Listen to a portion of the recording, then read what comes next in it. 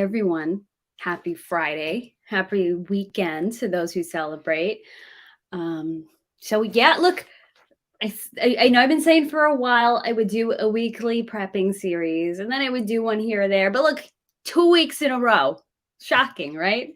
So how's everyone tonight? Hey, Maddie. Hey, my online ghost. Thanks, guys, for coming in on a Friday night. I appreciate it. So how's everyone doing tonight? I see people are starting to flow in. Thank you, guys. Hey, Ada, how's it going? So last week we talked about the 3 B's: beans, bullets, and band-aids. The 3 B's of prepping. So a lot of you guys might already be familiar with that, but for anybody who's new, that's a great intro. For anyone who's already familiar with that, it's a good refresher, especially with the instability in the world today. I feel like this is a topic people are coming back to. Like a decade ago, I feel like it was a bigger thing, and all of a sudden lately people are starting to reconsider, especially after the past few years of what, and now food shortages coming, gas shortages coming, and boats being stuck at port and so forth and so on. So yes, that was the way we kind of kicked it off. And then today I thought I would get into the Rawlesian precepts of survivalism. Hey, Torin. Hey, Mr. Okel. How's it going? Thanks, guys, for coming in tonight. Awesome,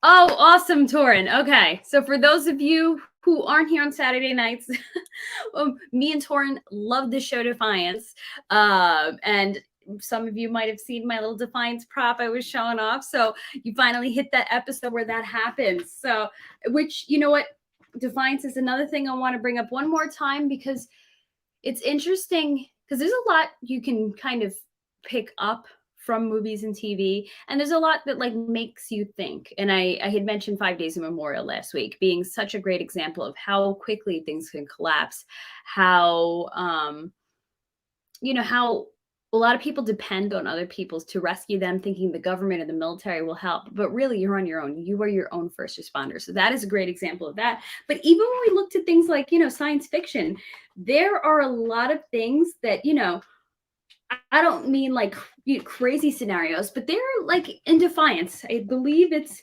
episode 9 of season 1 of Defiance, where there's a plague scenario, and their lockdown and the way they locked people down in the show kind of mimicked what has been happening the past couple of years. So it's amazing to now watch that with fresh eyes and seeing what's happened, and kind of what they're saying, what the statement was in that TV show, and kind of compare it to now. And it's pretty wild. So, it's always really,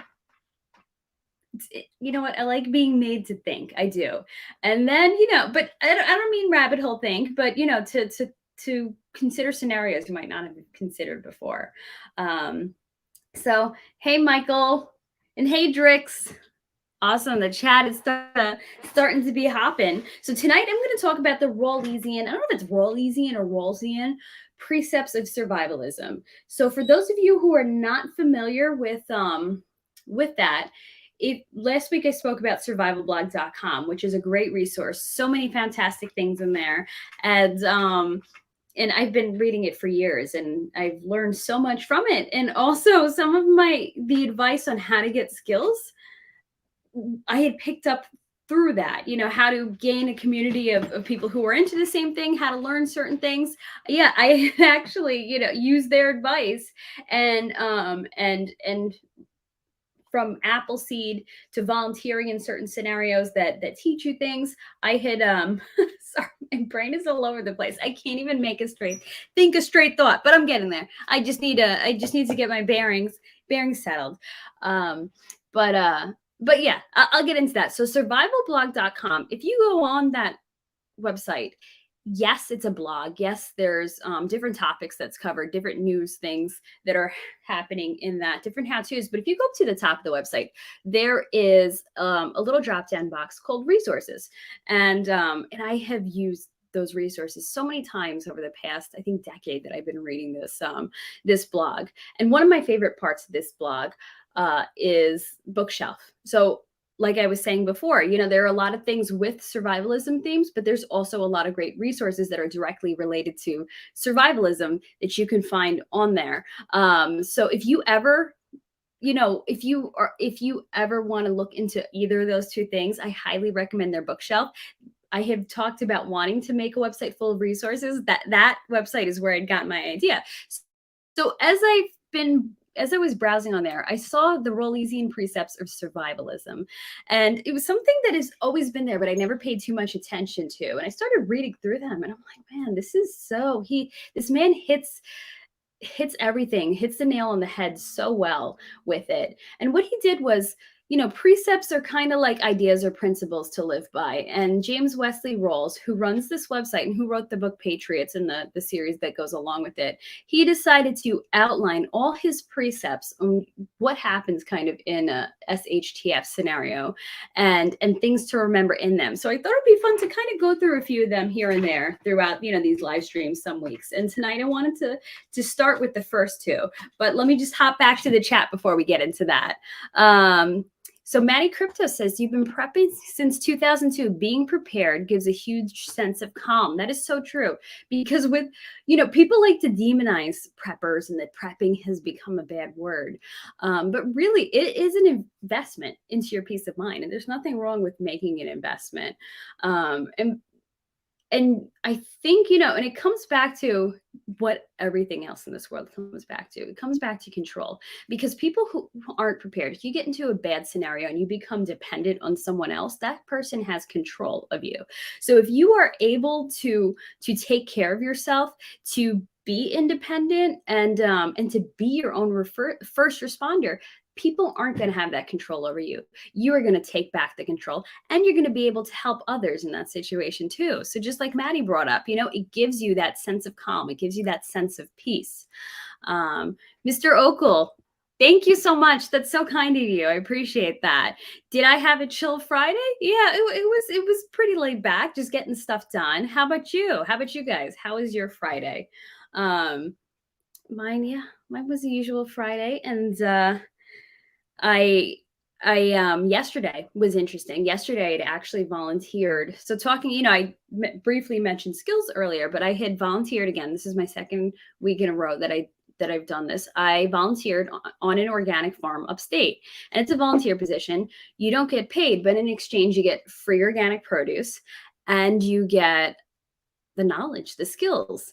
Because what's amazing is, and I'm sure every farm is different, but in this volunteer scenario, I'm working directly with the farmer who runs this whole farm by herself.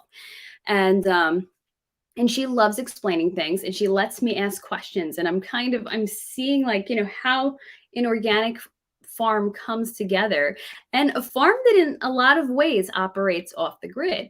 And not that I want to be a farmer, but I feel like these are such good skills to have, because it's either knowledge you can pass on or it's knowledge you can use even on a smaller scale. Like yesterday, I learned that, so upstate, a lot of people rely on well water, but I learned that her well can't support the farm. So instead, she has a spring running through her property, and she uses a gasoline-powered pump to take that spring water and water the farm. And okay, this isn't a massive farm, so the spring is able to support it. And I thought that was so amazing, because how many other scenarios can you apply that to? A lot of different scenarios. You know, if you were able to get your own retreat and you wanted it to be off the grid, this is totally an option for you. If you can't drill down, I guess, and get well water, or if you want to have multiple options from that. So it's really amazing, you know, and that was just one thing, you know. I'm learning different things about planting and seed saving and harvesting, and this is just through that whole connection of like meeting people. So I met this woman years ago, and then I found out she accepts volunteers onto her farm. So, you know, you make that connection, and if I did it for fun, just something different to do, something, you know, something fun and summery, like being out in the sun and farming. But it turned into this whole, like, wow, there's so many things that are applicable into all our lives, especially with the way things are going in this world right now. So, you know, I guess the moral of that story is, like, look around you, see where the opportunities are, but not like you're using somebody. It's a give and take. She enjoys the company. She gets some extra help. I enjoy being there and hanging out with her, and then I get to learn. So, it's look where, open your eyes and see where those opportunities are around you. And I know not everybody's an extrovert. I'm the extrovert where I started chatting with the woman at her farm stand, and that's how I met her and got into all this. But, sometimes put yourself out there in different ways, and you will find people to connect with, and skills to be exchanged and learned. So it's a pretty amazing thing. And thank you again, Mr. Okel. So your Friday was chill, spent some time in nature, enjoying the flowers. That sounds like a good way to do it. Especially, I'm going to guess you're in the United States. So, especially in the summer, you're going to enjoy it while it's still here, especially if you're in the Northeast. I guess, the joke about the Northeast is 8 months of winter. So suck up all that summer and outdoor and flower time that you can. Yes, thank you so much, Crypto Jack. So smash that like and subscribe if you haven't done that already.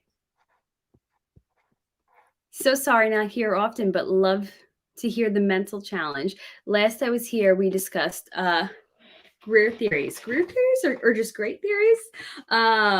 So I don't know if that's a typo, but thank you. Those are some high compliments. I appreciate you coming back and checking out the shows. And even if you're not in the lives, anybody who's watching the replay, thank you guys so much. And welcome to the replay if you're catching the replay.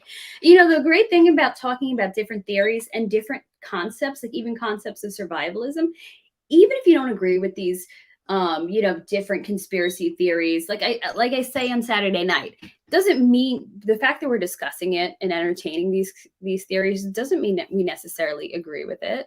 We're just exploring it. We're trying it on for size. Same thing with prepping. Everybody has different ideas on how to do it. No two people are going to agree because not every person has the same situation. Everybody has different needs in it. But you know what? Let's look at all the different ways to do things and the different, aspects. Because even if you can't use it completely or you disagree with something completely, there's always something to take from it, I feel like. Hi, Bearded Saint. So thanks guys for coming back tonight. I am like, you know what? There's so many different points to hit on when it comes to the Rawlesian precepts of survivalism. But, the first two really jumped out at me because it talks about how quickly things can spiral out of control, which is something I've briefly touched on, especially as I've been talking about 5 days at Memorial.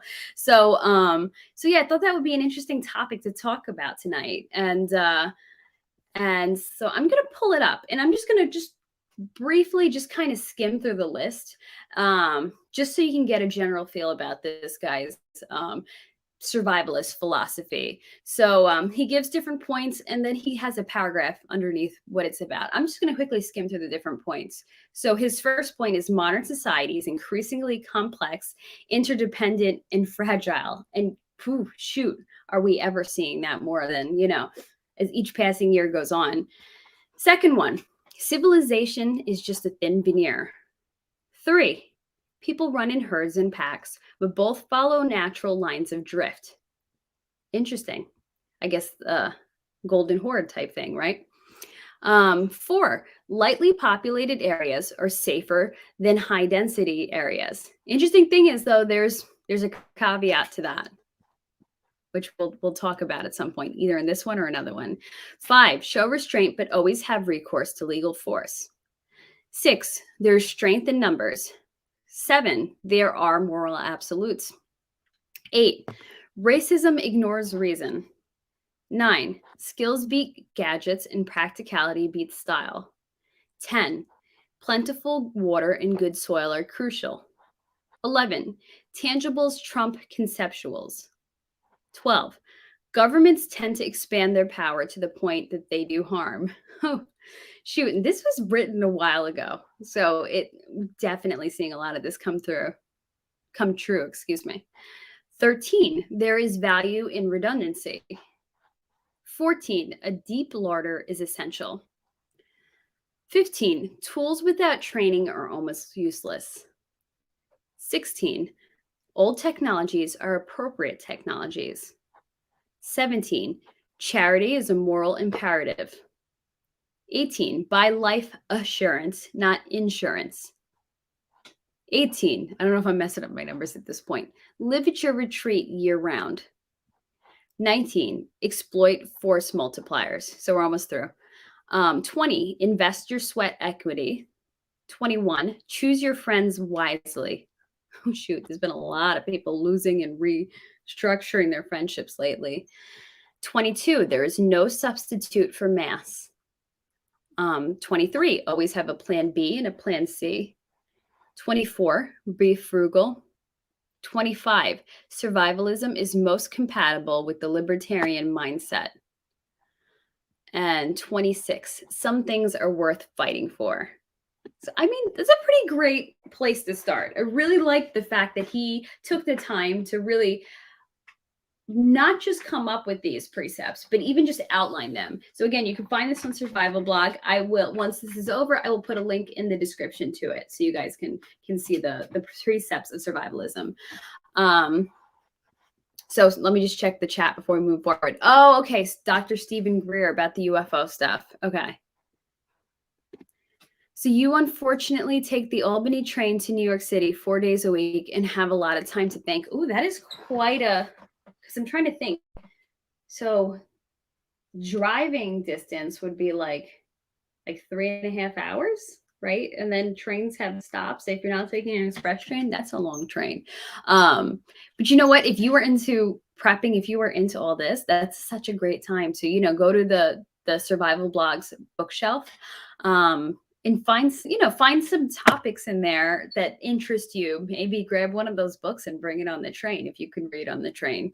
Yeah, or any of these UFO topics too. You know, podcasts. Gosh, I've come across some amazing podcasts that is driving the topic I am talking about tomorrow night. So I'll either give you an intro on this. Yeah, at the end of this stream, I'll do that.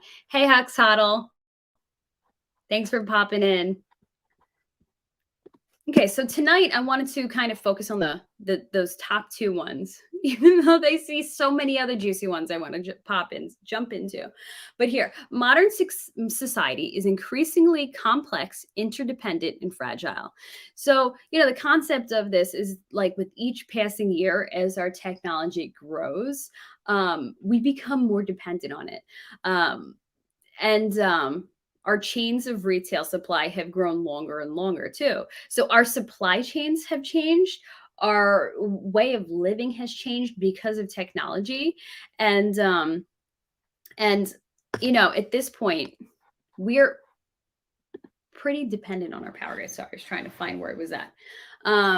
Yeah. So, okay, obviously in life, ever since, you know, the electricity has started, people have always been dependent on their power grid, but now as we become more dependent on technology to function, you know, it becomes more and more important. And I'm going to say important in quotes, you know, because people now, they can't do anything without their phones. People don't even remember phone numbers anymore. Like I have trouble remembering phone numbers. So I have to have certain phone numbers in the starred part of my phone book in my phone, you know, and it's interesting because I see that kind of devolving. I like to think that, you know, I don't need it. I'm not as dependent as I think I am, but you realize in some ways you are. But even if you try not to be too dependent on technology, it kind of slips into your lifestyle. Like think about autocorrect. Autocorrect on our phones, like I guess you can turn it off, but it kind of just happens. It's always there. And then it selects things for you. And sometimes it's just faster to hit, you know, if you're using an Apple and it's giving you the suggestions, to use the suggestions instead of typing. And our brain just, I don't want to say, it kind of gets lazy. You get so used to the things being corrected where, you know, used to be if you didn't completely know a word, you kind of think about it a second, remember how it sounds, and then you'd start typing it. But now it's become so much easier to kind of just guess at it and let your phone correct it. And like I've never had an issue with spelling. It's always just been something that's come really naturally to me.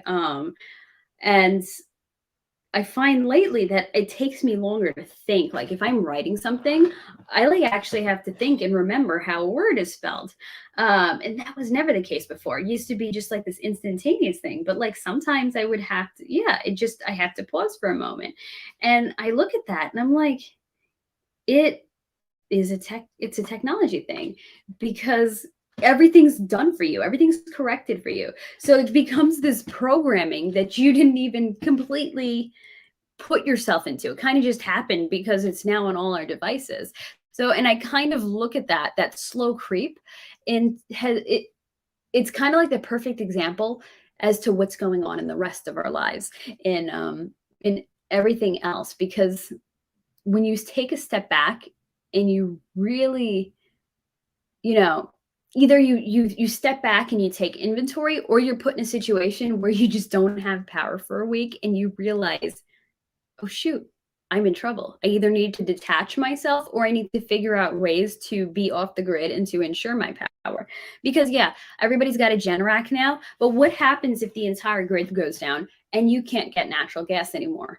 So because of this interdependence on and this higher level of dependence on technology, I feel like we either need to cut it out, lessen it a bit, or we need to just get to the point where we're like, okay, like I said, everybody's needs are different for survivalism. You have to get to the point where you're like, these, you have to make a list in a way, these are my absolutes. This is what I absolutely need technology wise. This is everything I live without. And then start making your survival plan based around those things. Like, let's say you have elderly people in your family. Me, I can do without AC. I prefer being in the heat. I can sleep in hot weather. I'm fine if I am, sweating in bed all night. Because that was also a goal of mine. I didn't want to become dependent on air conditioner, so I stopped using it. But, if you think about, let's say you have elderly family who they can't do without it, So even if I want to make survival plans around the fact that, I can deal, I don't need it, you have to consider everything else now, because now you have everybody else who's become dependent on technology. There is a statistic, and I believe it's like, I can't remember exactly, but it's something very extreme, saying in the first few weeks of a grid down scenario. So let's say we get hit by an EMP and the entire grid goes down. And when you get hit by an EMP, that pretty much destroys your transformers. And transformers take a long time to make. And that's in normal times. Forget the times that we're having now with supply chain issues. So you can be months without power, even years, because you don't have enough transformers on standby for the entire country to be fixed at once. So they say in a scenario like that, within the first few weeks, you lose a major percentage of your population. And I'm not talking like, okay, you're losing 5%. I am talking in the tens.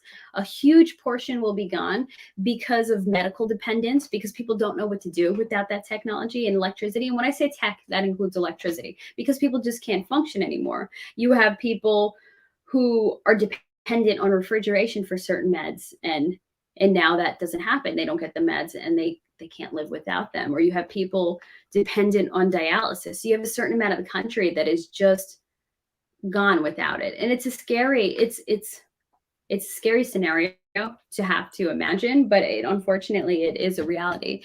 And what is the solution to it? So that's why, like I said, everybody's needs are different. Everybody needs to consider, do you want to be completely off the grid? Because I know some people upstate who live completely off the grid, outhouses. Actually, somebody who's 90 who lives that way, just has a solar power for just some minor things they need. And then they have an outhouse outside, and they make it work. It's okay for them. But there are other people who don't need that. So consider your family's needs, and make your own philosophy, basically, and see how you can move forward with it. And I know this is kind of an odd way to approach things today. Because, when people are doing prepping live streams, people want the let's get to the meat. Here's the how-tos. How can you do things? How can you change things? But you know what? I figured today would be, is my signal okay? I'm getting a weird thing on here I've never seen before. But I'm like, okay, today let's look at the philosophy of it before we jump right into it. Because I noticed nobody else talks about the philosophy of it. But I love how James Wesley Rawls decided to put his philosophy out there on it. Yeah, when will my phone make me a smoothie? We're like at this point, basically, where, and it also comes into, there's a completely other different aspect that comes into it too. Yeah, so when will my phone make me a smoothie? You wonder, is part of this a programming so that because some blenders, I'm sure, do connect to your phone. Like the stupidest stuff you can connect to your phone now. Like you think there are coffee pots that connect to your phone. Okay, some people will be like, you know what, that's not stupid because I could tell my coffee pot to make me coffee while I'm in bed. But I feel like part of it is a programming. And I don't mean like a brainwashing, but a programming and getting you very used to certain things where you feel like you can't live without it. So, they want to make everything easier. They want you to, have your phone connected to your wherever, if they could do it, they would, and have it make you a smoothie, right? Because the more we become reliant on it, the more that when a scenario does happen, we'll be helpless and we'll be like, okay, when's the government gonna come and rescue us, because they want you to be in that helpless position. So I think it's a complete programming to have us reliant on technology so that we then don't know what to do in a grid down scenario. And if you think about it, something like an EMP wouldn't be far-fetched. I mean, think about all the countries that hate us. Most countries in the world, don't they despise us? Or, some people are like, oh no, that's just scare tactics. But how many countries in the world, let's say, invade other countries to gain more territory? So let's say a country wanted to do that to America. If you were to come into America and try to fight everyone, it would be a problem. There would be a lot of blood spilled on the streets. Didn't they say that during World War II, Pearl Harbor decided that they didn't want to invade the US because the amount of people that have guns, they're like, oh, we wouldn't just be facing the military. The citizens would be out on the street with their guns and it would be a problem. So, if somebody wanted to invade the United States, that would be a problem, actually coming in and doing an invasion like that. Okay, let's say they wanted to drop nukes on us to take our land. Well, then you decimate a lot of land, natural, you ruin the water, you put radiation in the air. So that would be problematic too. But if you did it at a high altitude to the point, the right part of the United States where you knock out the power of the entire continental US, you just wait it out. You let everybody either, fight each other to the death in the US over food or whatever, and you let that other percentage of the population die off because they can't cope, then wouldn't that be an easy scenario to wipe out a huge portion in the United States and be able to roll in and invade? And again, I'm, oh, this is a conspiracy theory. You're saying we're going to get invaded? No, but I'm saying, these scenarios are plausible. If somebody wanted to do that, the EMP would be the best way. If somebody just wanted to paralyze us for whatever reason, oh, look, that would paralyze everything. So we always have to consider every scenario. And you know what? Because so many people live in a state of comfort and security where they're like, oh, this will never happen. Oh, that'll never happen. You kind of just get lulled into this complacency where you don't worry about everything. And then you're kind of caught off guard. You're caught by surprise when bad things do happen. So I think it's important to consider, a bunch of possible scenarios. Not that you live in fear, but that you're just aware and you're not caught off guard when something happens. And then you're ready, because then you get prepared accordingly. Like, when you consider these scenarios, you can, like I said, being prepared accordingly. Okay, you can make a Faraday cage. Some people will take a giant metal garbage can and make a Faraday cage out of it so that they can put lots of electronic equipment, and it'll still be functional if an EMP happens. I have a mini Faraday cage that I have a hard drive with family pictures on it, so that, I should do a big one, but right now, that was my priority. So I have it in a Faraday cage because I'm like, this is a potential scenario. Do I think it's 100% going to happen? No. I'm not cowering and freaking out and being like, oh my gosh, this is it. But I'm like, you know what? Why not? Why not take a little, have a little insurance against it? And not just that, like a solar flare can have the same exact scenario. Not as devastating, but it could wipe hard drives, destroy your different electronic components and stuff like that. And the amazing thing about a Faraday cage is that it's pretty straightforward to make. Your metal container, there has to be metal touching. So you have to be able to close it. So think about, I don't know enough about whether it has to be a certain type of metal, but I'm pretty sure it's as long as it's it's just metal, it's fine. So like those metal old-fashioned garbage cans, people will take that and they'll line it with something. They'll line it with cardboard because whatever you're protecting in there cannot touch the metal. So you line it with something so that that metal does not touch anything that you're trying to preserve.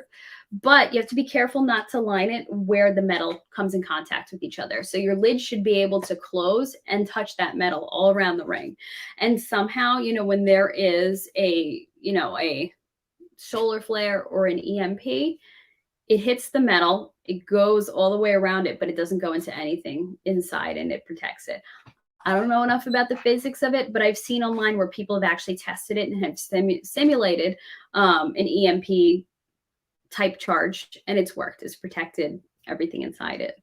So it's an option. Yeah, so interesting question. Anybody notice an increase in military activity? Has anyone noticed that? Because let me tell you, I have. So over here in Westchester, right outside of New York City, and you know what? It is very hot in here because no AC. So let me just put my hair up. But in Westchester County, right outside of New York City, we don't really see a lot of military activity unless it's like a holiday, Memorial Day, Fleet Week or something. Then you will see military activity in the sky and you'll see them going south. So you'll know where they're going. Lately, I've been seeing extremely low flying planes and helicopters and is it Chinooks flying over, but like to the point where people are walking outside and looking up at the sky. And it's not going south toward the city. They're going either east toward Long Island or northeast toward Connecticut. And both times recently, within like the past month, first time was 3 black military helicopters. Second time was the Chinooks, both times flying in 3s. The helicopters were going east, the Chinooks were going northeast. And then I woke up to a bunch of massive, lot of them flying in formation, some massive military planes that were like prop planes, and they were flying west, but they were so loud, they jolted me out of bed early in the morning. And because you're like, what the heck is the sound? So yes, thank you for bringing that up. And I have seen some people talking online about it. So I have noticed an increase in military activity. And again, around here, you only ever see that if it's Memorial Day, you know, if it's Fleet Week leading up to Memorial Day, if it's 4th of July, and they're going toward the city. So this is a completely different situation. I've never seen this before.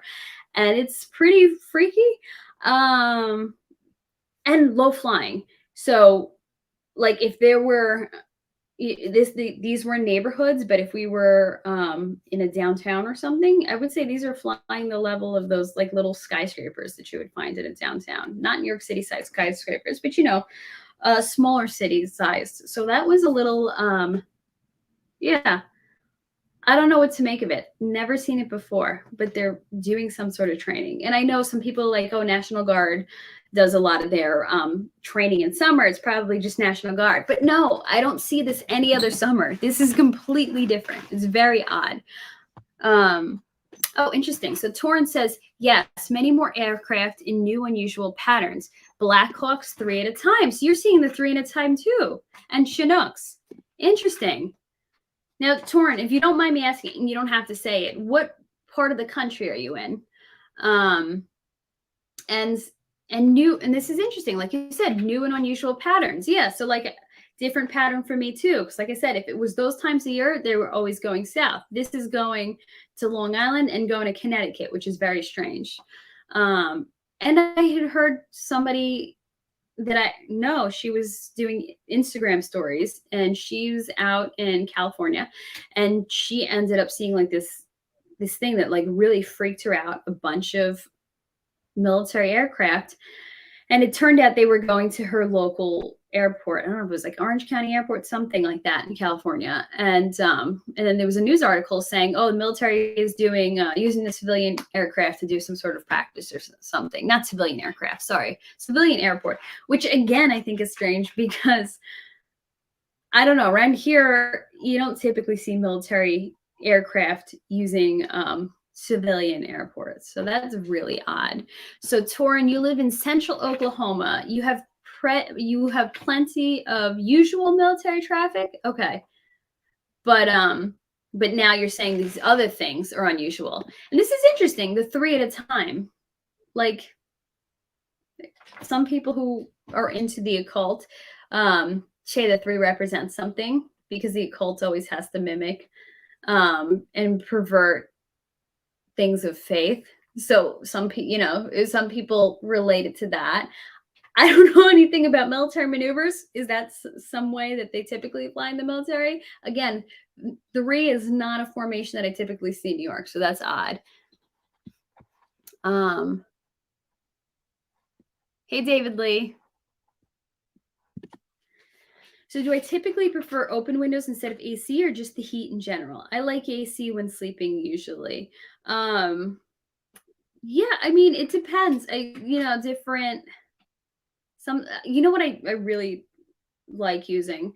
Lasco makes a high velocity blower fan. So I like the heat. I like being in the sun, but I used to use AC too, but part of it was like I wanted to train myself out of using AC. I didn't want to become dependent on it. So I guess it was a little bit of both for me. But I use a high velocity Lasco blower fan.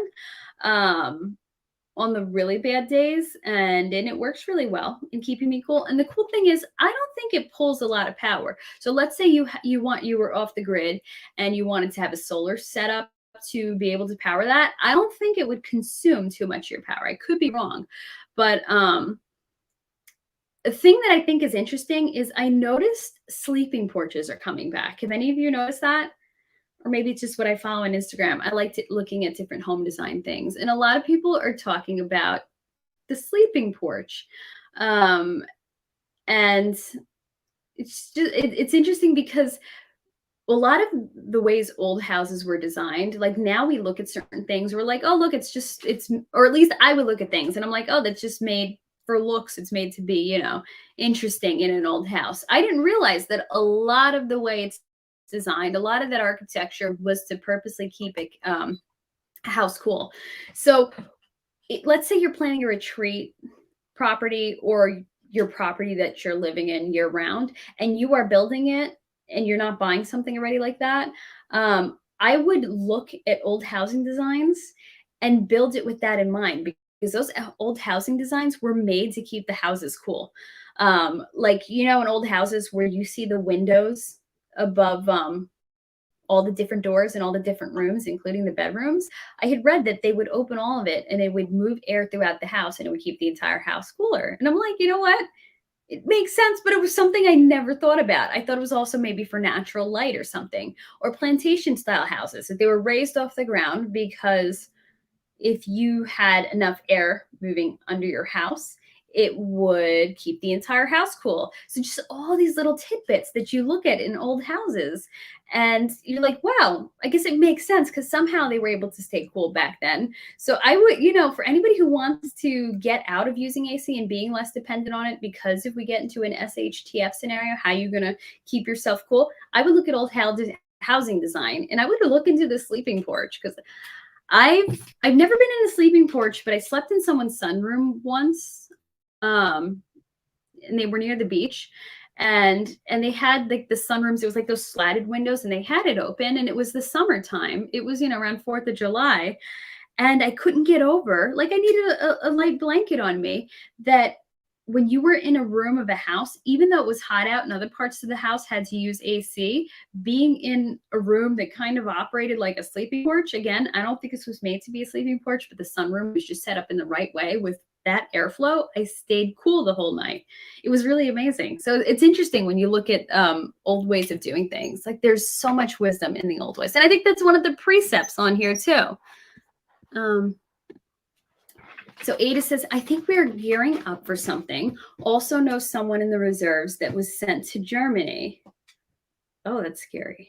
So someone in the reserves sent to Germany. Now, again, I don't know a ton about how the military operates, but I know reserves don't typically get sent out. I know that like with the war that they kind of did get sent out, but like getting sent out to Europe, in the reserves, that's weird. It's pretty disturbing. So it really does feel like we're going towards something like that. When you look at flight patterns, when you look at reserves getting sent out to different places, I don't know, man. It's kind of it's I was about to say it's scary, but not in a way that's like, oh shoot, like I'm cowering, I'm horrified, I'm living in fear. No, but it's scary, like in the sense that you really have to look and consider and be aware of everything that's going on. Because again, like, so you're not caught off guard. And it's kind of like Noah's Ark, if you believe in Noah's Ark, even if you don't, the way the story goes was that Noah, for what was it, almost 100 years, was building this ark, and then people would see it and be like, he's crazy. So these people basically had their warning and they didn't believe it. And you know what? They got in the ark and God sealed up the ark and sent them away, and everybody drowned. Who didn't believe. And it's kind of like the same thing. If you choose to be ignorant of what's going on, if you're like, I'm not going to prepare, like people have said to my mom, I'll just come. Oh, you have a little extra food. I'll just come to your house when things go on. And these were like people that my mom has warned, make sure you have some extra food in your pantry. And it's like, no, past the point. You can only warn people so much. If they choose not to wake up, if they choose to just, think you're crazy, and you've done your best to warn them, past the point, they're just going to get left behind. You're just going to be like, sorry, not answering the door.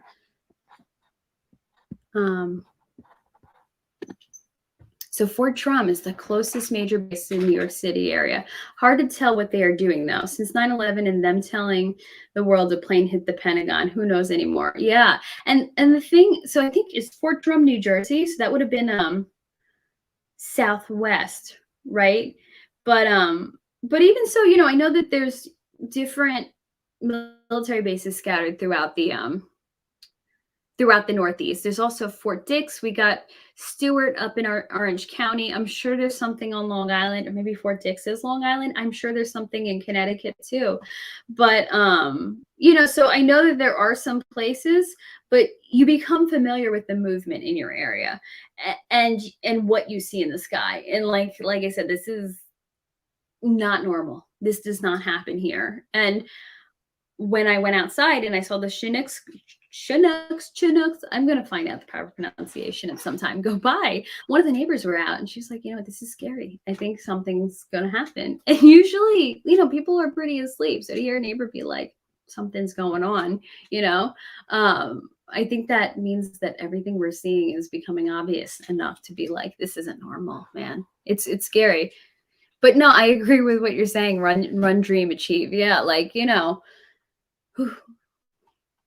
They've made themselves very untrustworthy. They always were untrustworthy, but they've become, it's becoming more obvious how untrustworthy they are.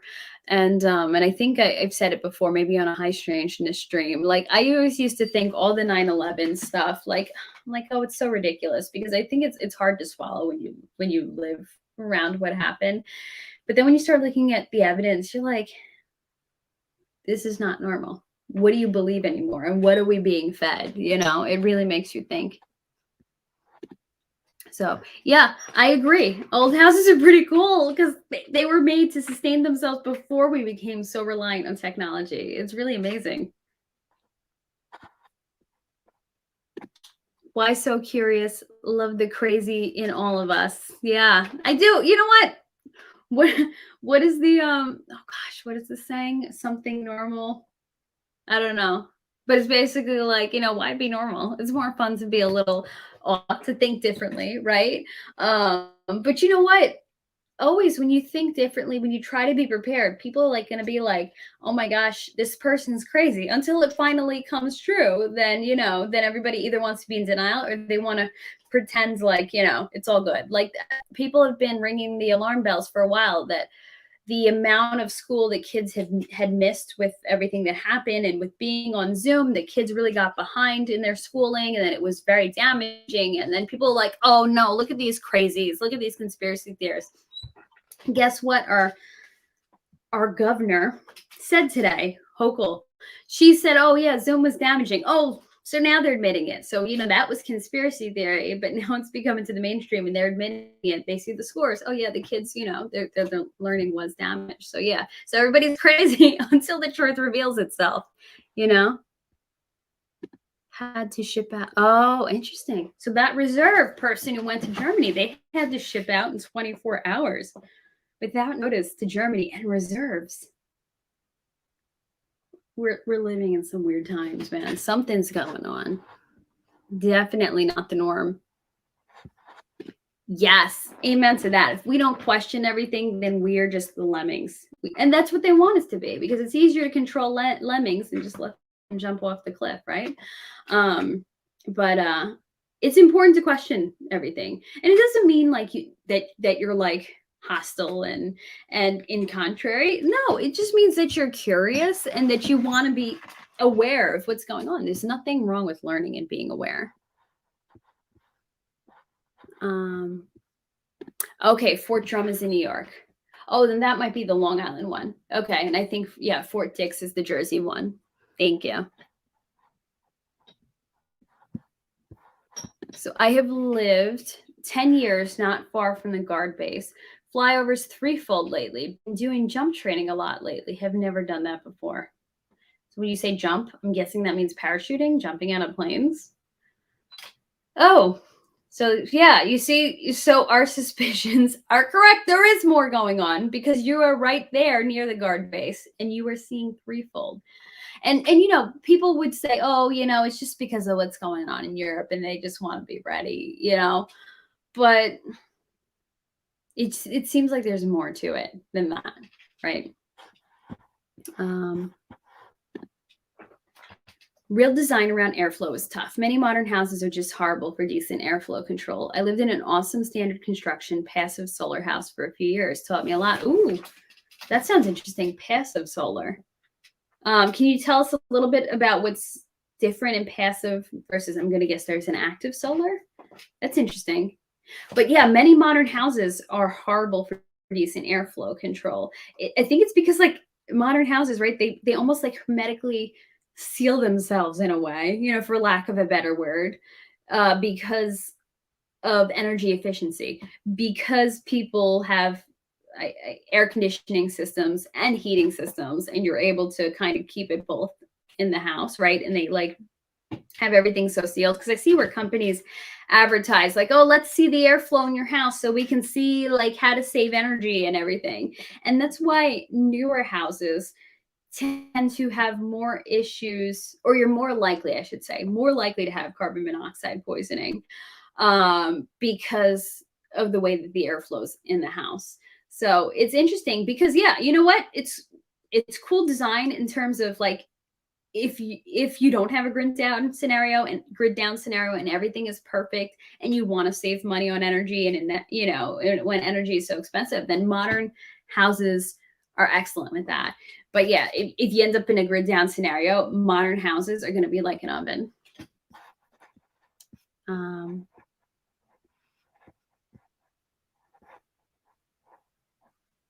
Sorry, I'm catching up on this. Yeah, it's so true. Crazy weird is a compliment tonight. Better than being like everyone else. Better than being a lemming.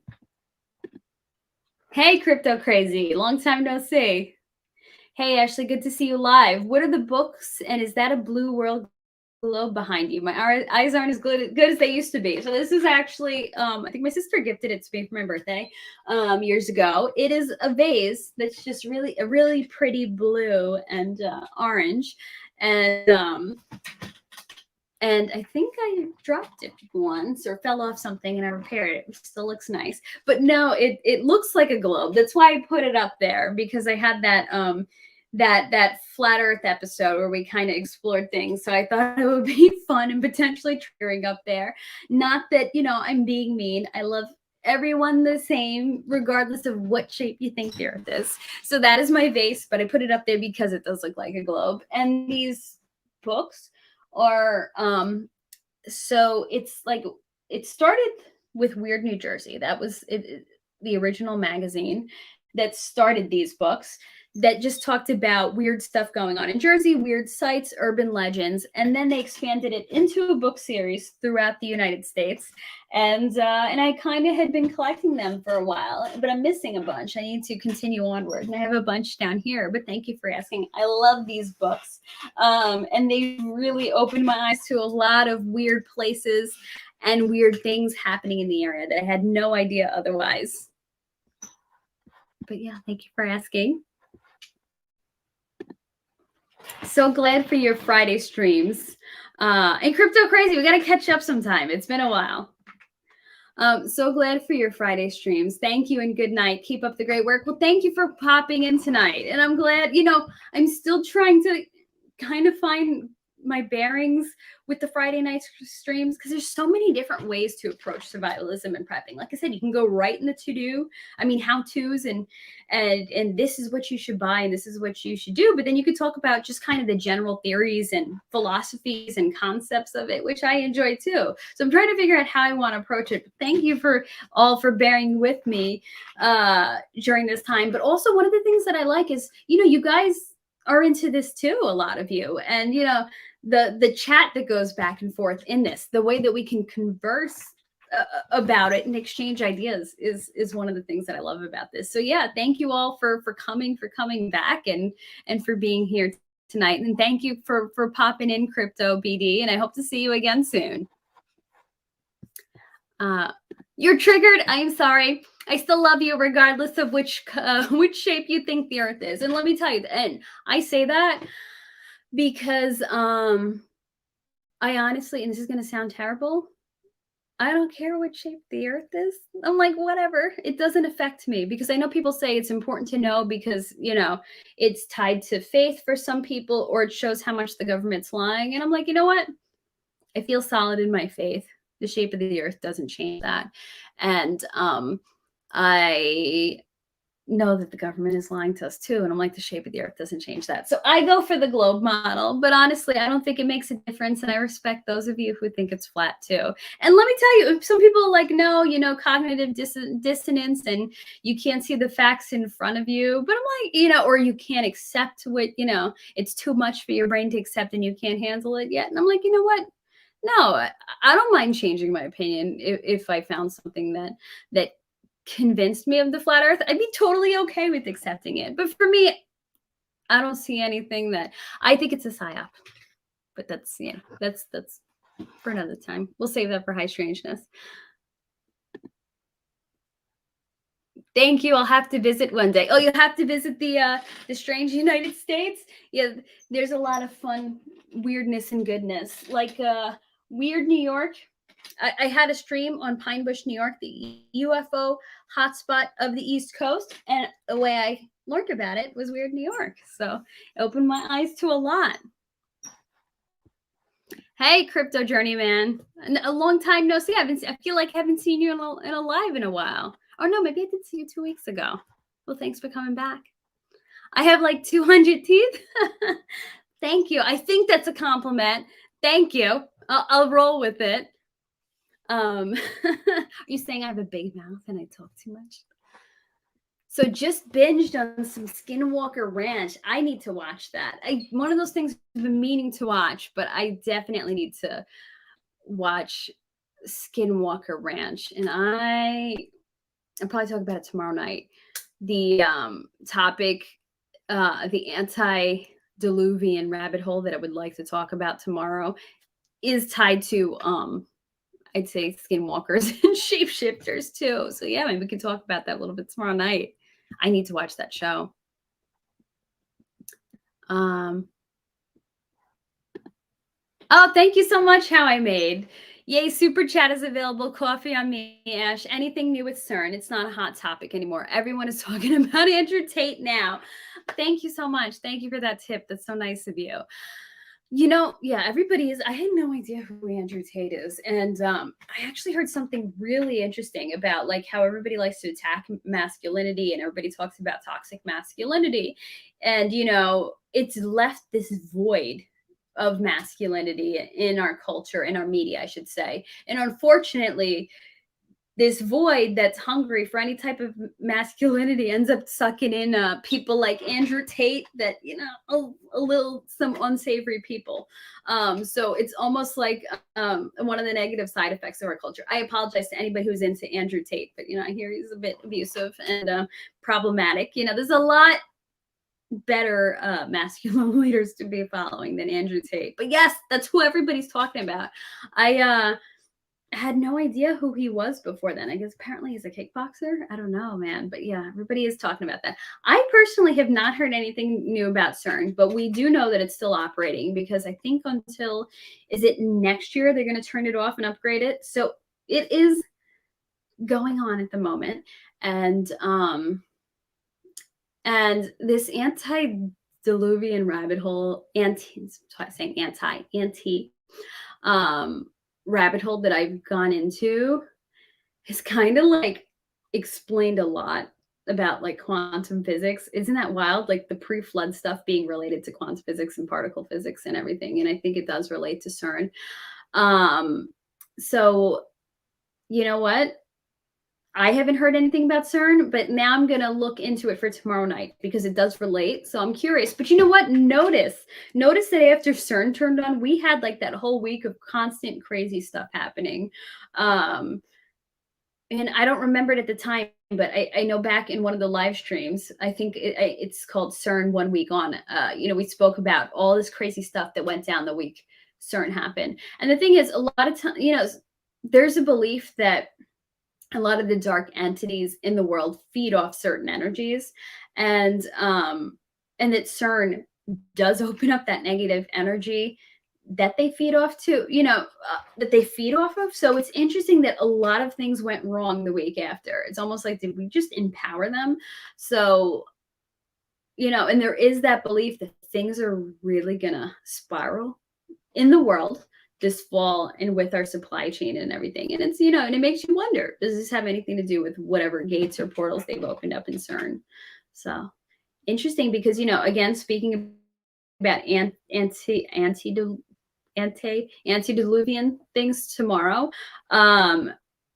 people believe that CERN opens up a portal. There's a lot of people that believe before the flood, if you are a Jew or a Christian, you look at that flood with Noah, but there's so many other cultures that do acknowledge that some sort of big deluge happened.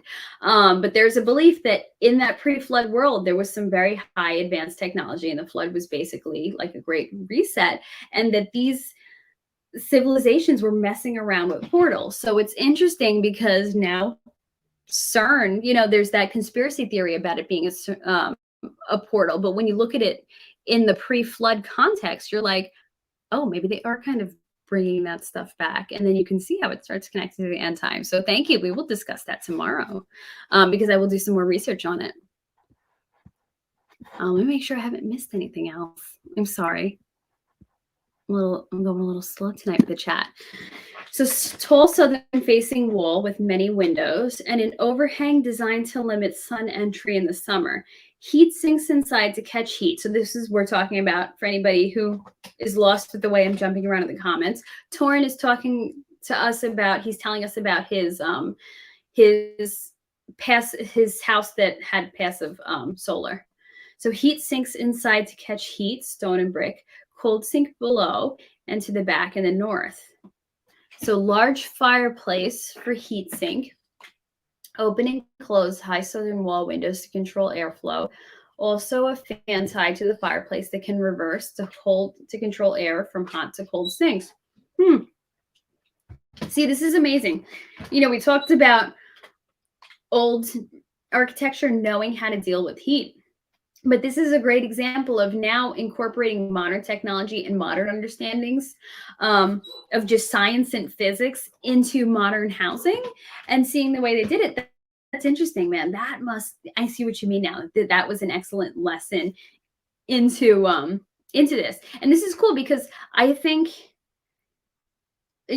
so some people believe in having a retreat property that you live off of, maybe a couple hours away, where you can get, if you live in a high density population area, where you can get into a lower density population area.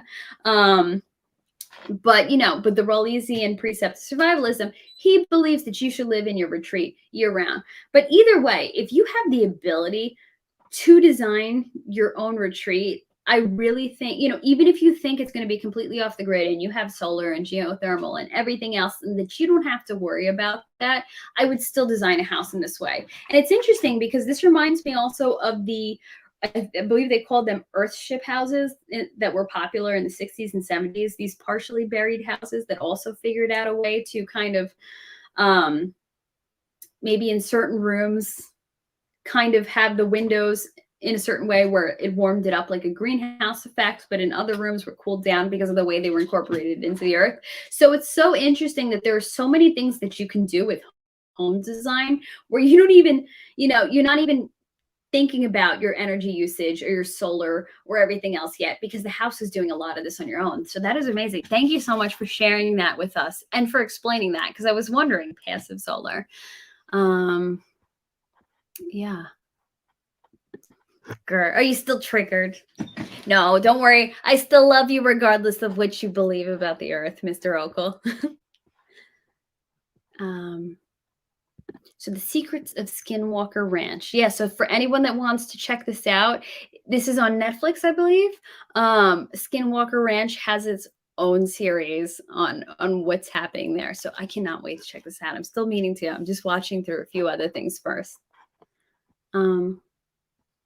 Oh, thank you for the update. So CERN is shut down from a cooling error for 4 weeks until just after the planetary alignment, and you'll send me a link. Thank you, Torin. Okay, that's interesting, because here's the thing. We're noticing that a lot of what we're told is never actually the truth. And then here you have CERN, and CERN has been shut down from a cooling error. And things happen, it's not, structures aren't perfect. The way things are made are not perfect. And sometimes there's an error, something will go wrong in the electricity, the electrical sensors, and it'll mess with it. So yeah, it can be completely plausible that there's a legit cooling error. But here's where my brain goes. I'm like, is there a cooling error? Or let's say, did somebody not happy with what's going on at CERN, and maybe they decided to shut it off? Maybe is it sabotage? My mind goes there. Is there something else going on? But you bring up this interesting fact. So it's shut down until just after the planetary alignment. When people believe that CERN has to do with energy, that it has to do with opening portals, so it has to do with other dimensions, because didn't they admit that they are looking for a fifth dimension?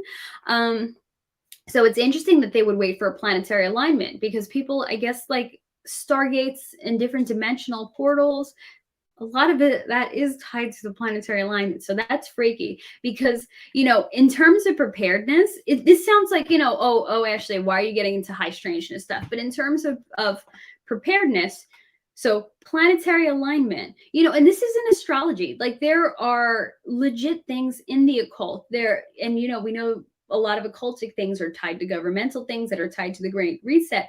A lot of things in the occult are following certain calendars, are following planetary calendars, are following moon calendars. And like Thoughts Child and I had spoken about last week, the Shemitah, they are following the Jewish calendar, the occult and the people who run the Great Reset. And they operate by that. Whenever big things in society happen, they usually happen on a Shemitah year. And he brought up the point that it's not because they're Jewish, but they're just using the Jewish calendar, like they're perverting it. So it's interesting that CERN shutdown has happened, and it seems to line up with this planetary alignment. And you mentioned a double Shemitah.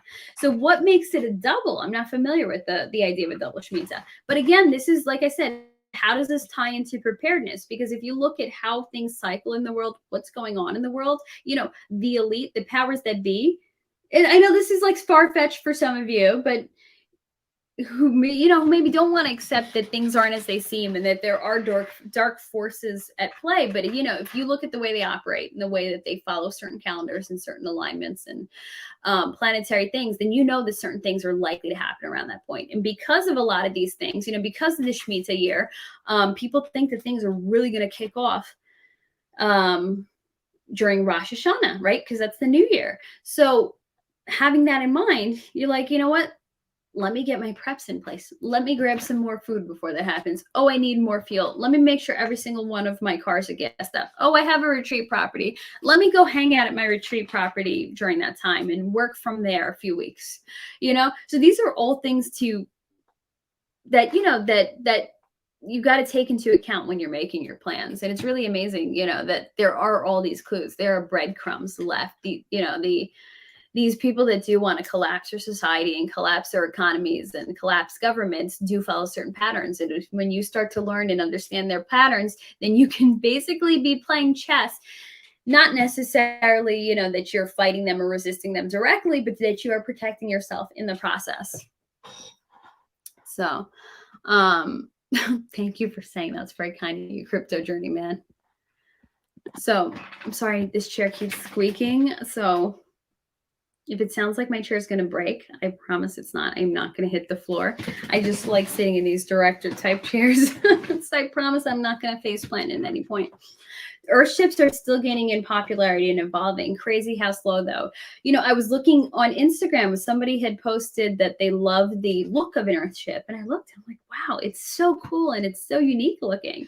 And then as you start realizing the properties of it, you're like, how is this not more popular? And why are they evolving so slowly, the Earthships? Because especially now, if everybody wants to talk about being eco-friendly and we have to do things this way, everybody just uses that as an excuse to buy a Tesla, which is not eco-friendly, but why aren't people, if they truly want to do something eco-friendly, or at least, be off the grid, why isn't there more exploration into Earthship type housing? And why hasn't that gotten further ahead?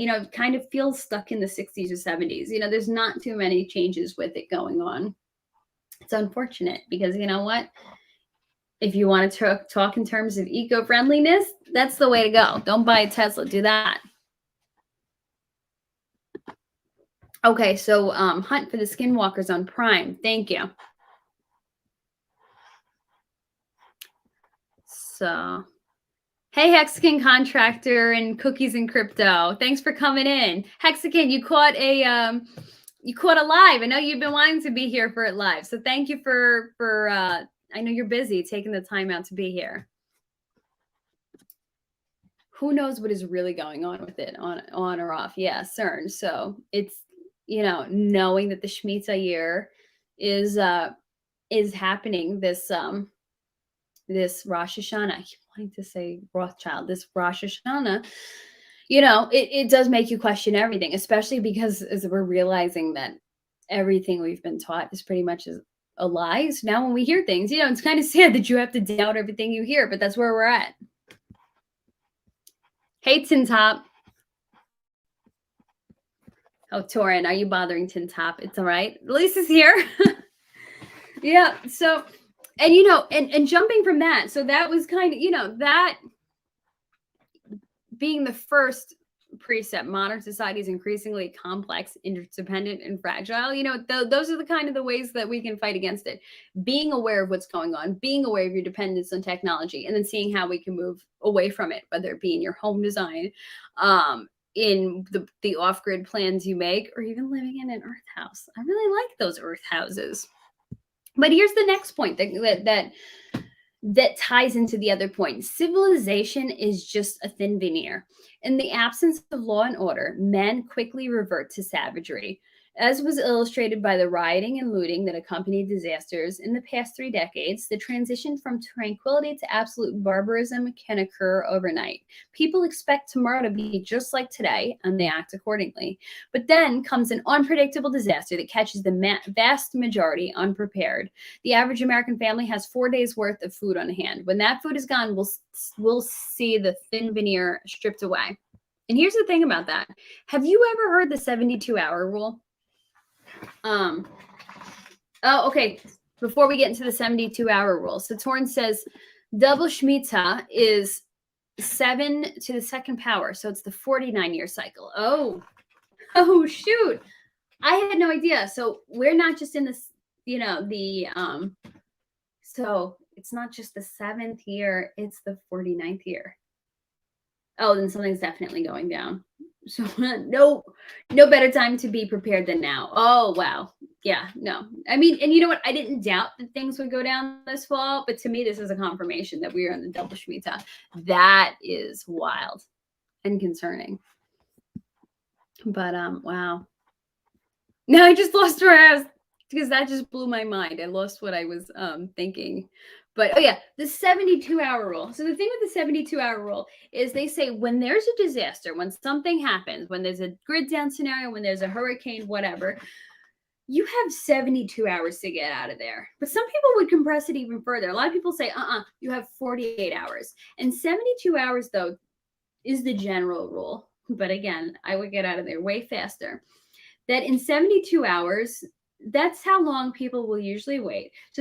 So James Wesley Rawls says 4 days, because then people run out of food, I guess, and then they start to panic.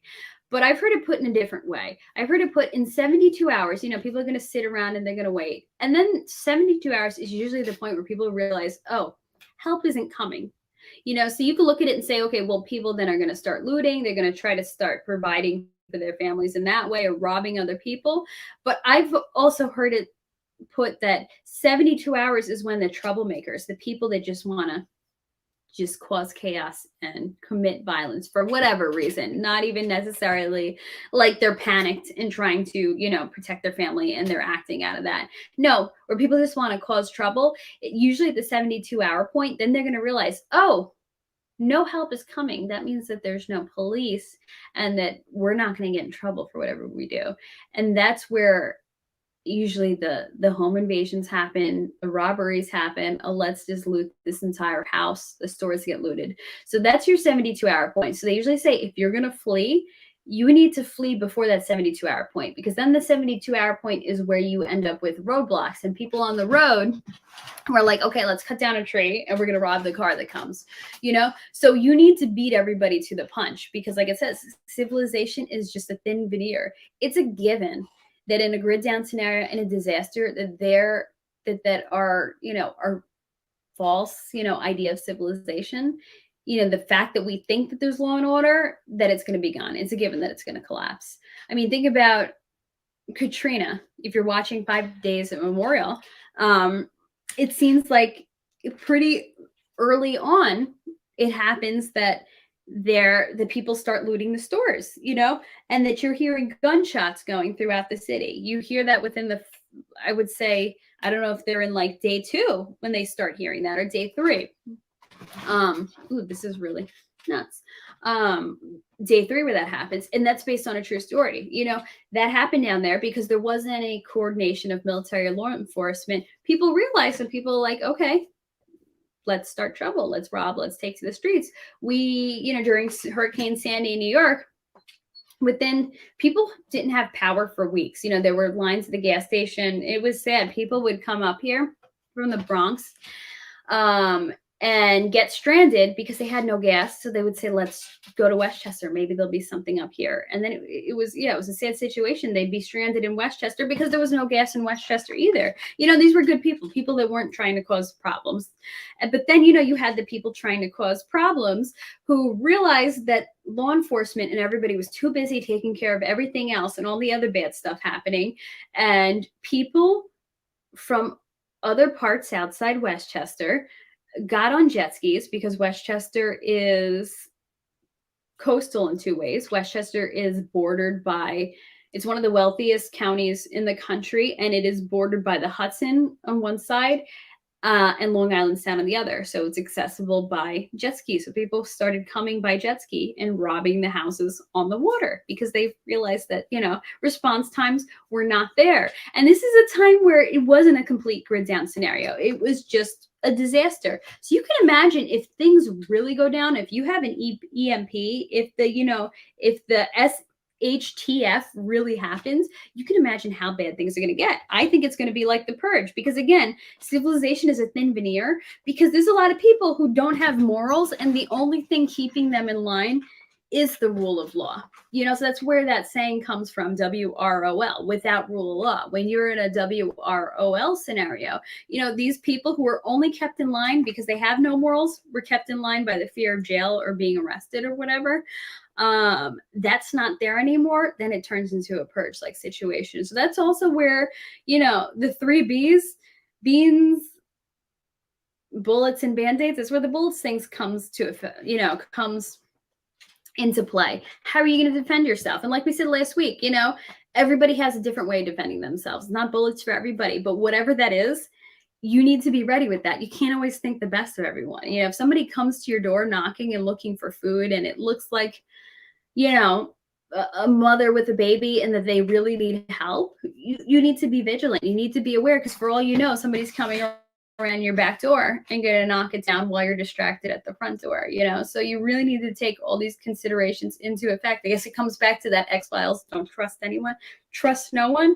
And I'm not saying like you don't do charity, but have a plan in place that, okay, you know what, I'll help you, come back in half an hour, and I'm going to put a box for you at this section of my property, and that's where you're going to like have just be mindful of that. Don't always think the best of everything, because of that whole civilization is a veneer. Might not be a veneer.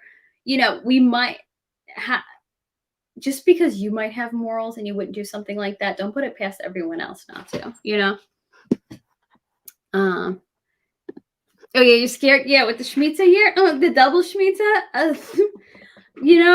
This has been a week of mind-blowing things for me with this whole rabbit hole I went down, and now it's even further with this whole double Shemitah thing. So, Torin, you have us shook. You have me and Ada shook. Cookies and crypto. Good to see you streaming on not only green days, but on red days too, Ash. Thank you. And do you mean Hex being in the red? Because you know what? I don't watch the chart. I kind of just leave it be, because I'm like, it's gonna do its thing. But thank you. Thank you for that compliment. So you're trying to do more research in the double Shemitah. Let us know what you end up coming across. Be curious to hear. Okay, so Tin Top says, you believe that it's going to collapse in 12 to 24 hours. That's interesting. And you know what? I wonder if that would be dependent on the scenario. Like let's say you get hit with an EMP. I think people would be so shocked and like wouldn't even be able to wrap their heads around what happened. I think it would wait a little longer. It would possibly get to the 48-hour point before things start going bad, because people will be like, what? How do we even handle this? But I think other things, like if you were to have a governmental collapse and everybody knows that, oh shoot, there, something big just happened in the government, and maybe, it turns into an WROL scenario, then I could see that switching to a 12 to 24-hour thing. People realizing, oh shoot, oh look, purge, free, we'll let us do whatever we want.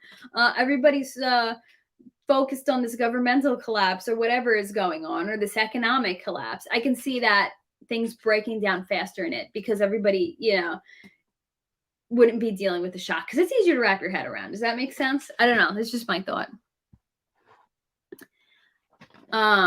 Archaics, did I say it right? Archaics, last live with the Australians was worth the watch. Oh, I will check that out. Thank you.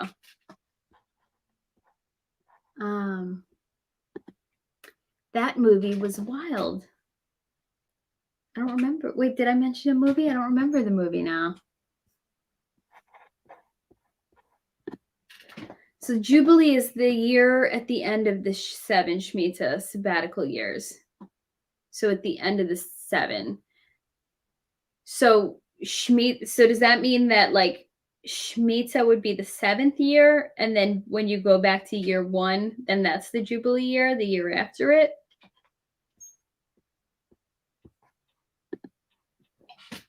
Oh, what rabbit hole? So that's what I'm going to be talking about tomorrow night on High Strangeness, the antediluvian rabbit hole, the concept of before the Great Flood. It's mentioned in the Bible, and it's mentioned in many other religions and civilizations and cultures, that there was a time of of advanced tech that had actually gotten wiped out by the flood, and that, all these forces of darkness, that it's not the narrow way that people just tend to think of, oh, angels, demons, God, the devil, and that's pretty much it. That there's so much more to it, and there are different factions of darkness, and that they were, what they were doing in the world before the flood. I'd gone down that rabbit hole, and how that ties into what's going on today, and that was just like, whew. Yeah. So I need to gather my thoughts on that and figure out what to say about it tomorrow, because wow. As soon as I hear stay home, martial law, curfew, it's a go. Oh, okay. Yeah, that makes sense, because other people are going to hear that. That's going to be their go signal. And that is our go signal. If you have the ability to, that is our go signal to evacuate. Fortunately, not all of us have that ability. But those of you that do, man, use that as your green flag to go. Oh, I mentioned the Purge movie, Saw It Once, Wild. Let me tell you, I really like the Purge movies. Those are ones that I usually have to go and see it in the movies every time. Though I haven't seen the most recent one, the Forever Purge, but those are good movies, because actually, and you know what, when you Survival Blog, like I said, they have their bookshelves of great resources, but also they talk about things you can watch with survivalism themes, things that kind of get our minds going and make us think about different scenarios. And The Purge is definitely one of them for me, because it shows, well, to anyone who has not seen The Purge, it's, the American government's changed, and they have one day a year where all crime is legal, including murder. And that's called the Purge. And some people like hunker down and just wait it out. Some people go out and commit crimes and murders and do whatever they want. So that is the Purge movie. And to me, that's like an eye-opening thing, of a, WROL scenario with that rule of law, how wild people would go when they think they can get away with things. So yeah, highly recommend the Purge movie. So thank you, Mr. Okel, for reminding me what movie I was talking about, because it was already gone out of my mind. So there was that Alabama story about the persons living off the grid in the forest. I'm sure you know about it. Oh, yes. Okay. Heard about this story. Thank you for the reminder. So yeah, there's this story going around, and it's a recent story. Some of you guys might have seen it going around Twitter. This is kind of the gist of it. In Alabama, there were some people living off the grid in either a state park or a national park. And it was like, I don't know if it was like a woman and a child, or two women and a child, something like that. And they went out, and they were living off the grid, I don't know, in an RV, something. And I don't even know if that's legal. Can you even do that in a state or national park? But they somehow managed to do it. And they pretended like their car or whatever was broken down. They went out to the main road, and some guy stopped to help them. And the woman who was living off the grid decided to pull a gun on him. So she set him up. She victimized him, by attacking him, pulled a gun on him, but he also was carrying. So he pulled it on her. She ended up killing him, but she was able to get a shot and injure her. I guess law enforcement, whoever ended up coming to the scene, ended up going out into the woods where these people were living off the grid. And I think somebody else had attacked them from the campsite, and then they saw their kid either flee. Forgive me, this is it's kind of warped. I'm trying to remember it, but you guys get the gist of it. You'll see where I'm going with this. So so basically, shoot out with the adults. They were living off the grid, and this woman set up this man and killed him by pretending she was broken down. So when the law enforcement gets to the woods, they find the kid in the woods, but the kid in the woods ends up pulling a shotgun on law enforcement. So this kid was trained to do that and was waiting and lying in wait in the woods to pull a shotgun on law enforcement. Kid ended up dropping it, and they were able to get it away from him. But it comes back to that whole scenario. This is during normal times where somebody's setting people up like this. Can you imagine when there isn't law enforcement, when there isn't that rule of law to keep people in place? people are already acting uncivilized now. Can you imagine in a bad scenario, civilization just completely disappears? And this is the type of thing you have to worry about. You have to worry about roadblocks. You have to worry about being set up in situations like this. You have to worry about people coming to your door and attacking you. It's really scary. And it's things you have to keep in mind, because there's so many people that want to think the best of people, and oh no, they really do need help. But you just don't know. It's so important to be vigilant and to think of every scenario that would be possible. Not every, but it's not possible to think of every, but just to consider so many different scenarios. And I don't know, it freaks me out, because I'm like, how do you know who to interact with, how to deal, in these situations? You want to be charitable and you want to help people, but when things go bad, how do you know, and how do you do it? And I guess that's one of those things, like, you kind of have to consider ahead of time. How would, instead of maybe, scrolling through Instagram for hours, maybe it's good to sit down with a pen and paper and start making your plans and how you're going to deal with different scenarios. Really, it's a lot to keep in mind. So, tonight isn't a how-to. It's just kind of like throwing some ideas and thoughts around what how do we want to plan for situations like that? What are potential scenarios? How do things collapse? So, I thought it'd be cool to just be able to discuss that, because I feel like once you come away from with a conversation like this, even though we're not like really building concrete plans, it gets your mind going, and you kind of get an idea about the direction that you want to head in,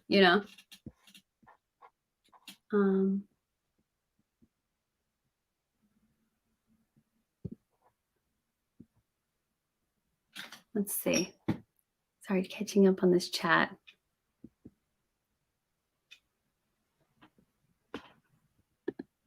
Oh, have a good night. Thanks for popping in. So the sky is always falling until it is. Never fear. Now is all we have. PMA.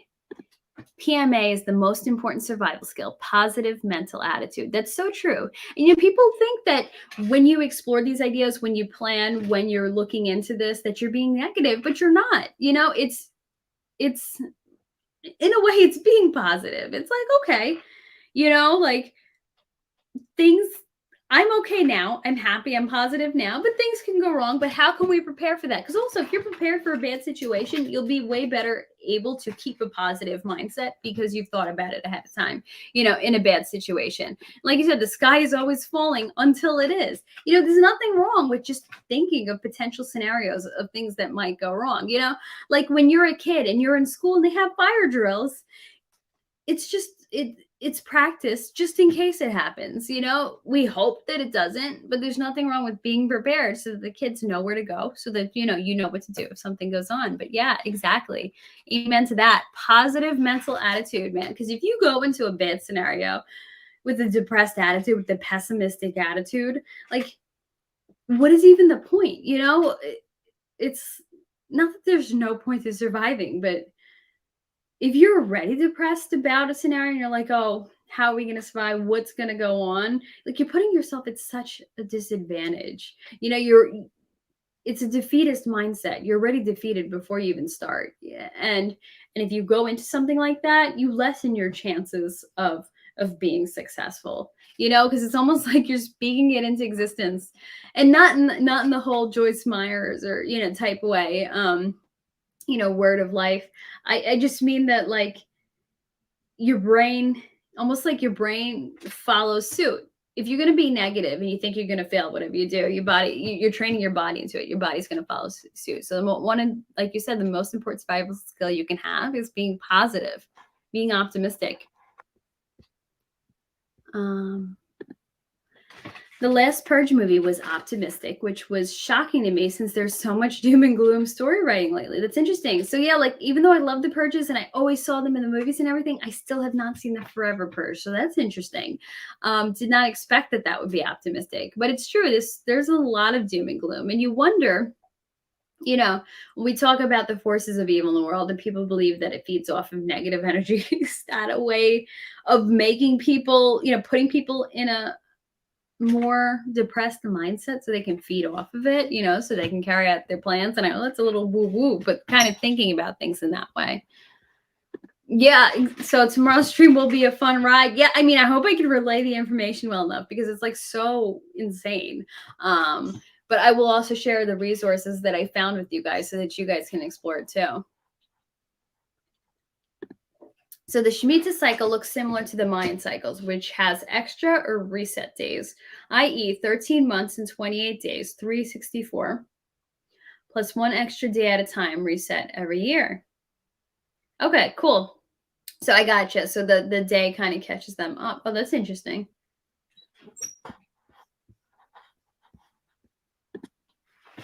So road pirates everywhere, not just the ones in uniform. Gosh, what is a good example of the road pirates? The Road, Cormac McCarthy. Oof, talk about a depressing book and movie, but I mean, it's a good look into how things could potentially be on a road. Even Walking Dead, Walking Dead has a lot of great survival themes, and they do approach these ideas of what happens when there are roadblocks, when there are road pirates. How do you handle that situation?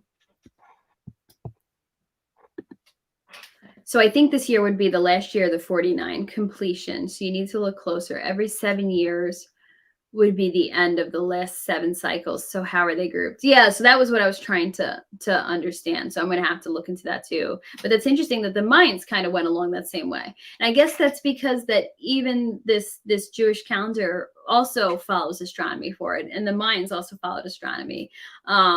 It's interesting, those older societies, I guess, not having, watches or computers to tell time, that was how they depended on it. So I guess you do end up with those similarities between them.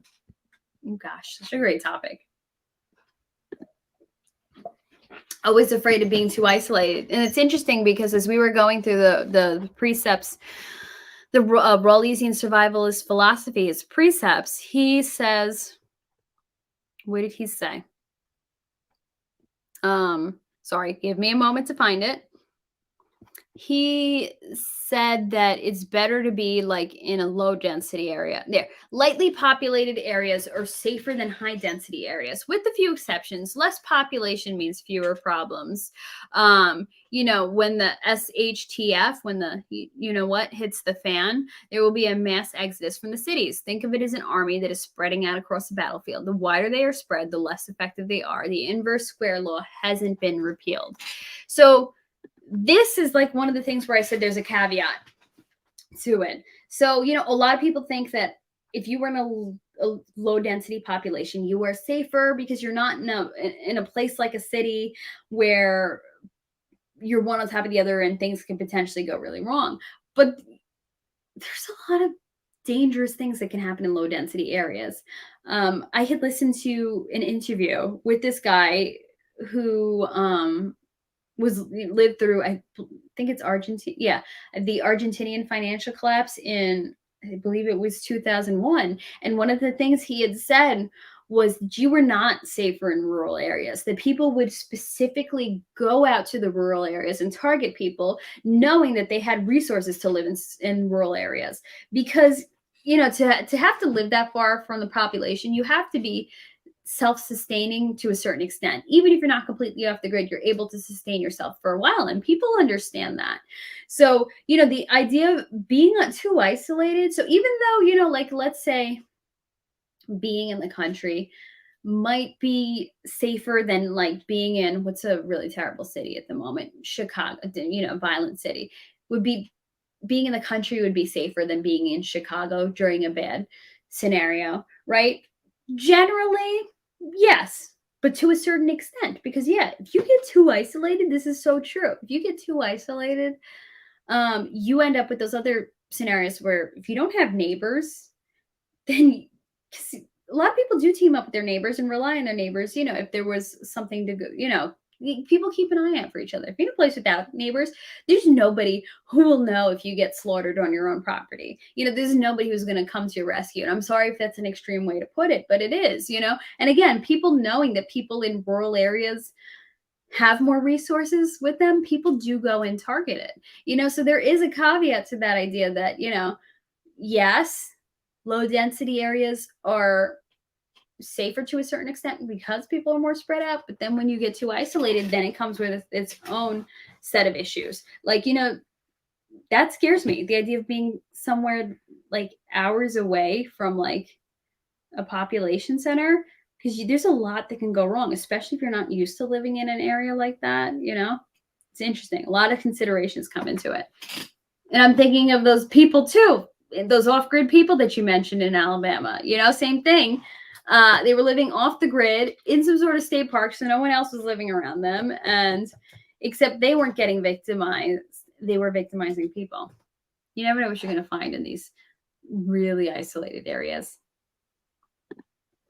So I think this would be the last year of the 49 completion. Need to look closer. Every 7 years would be the end of the last 7 cycles. So how are they grouped? Oh, sorry. That was the one I already went to before.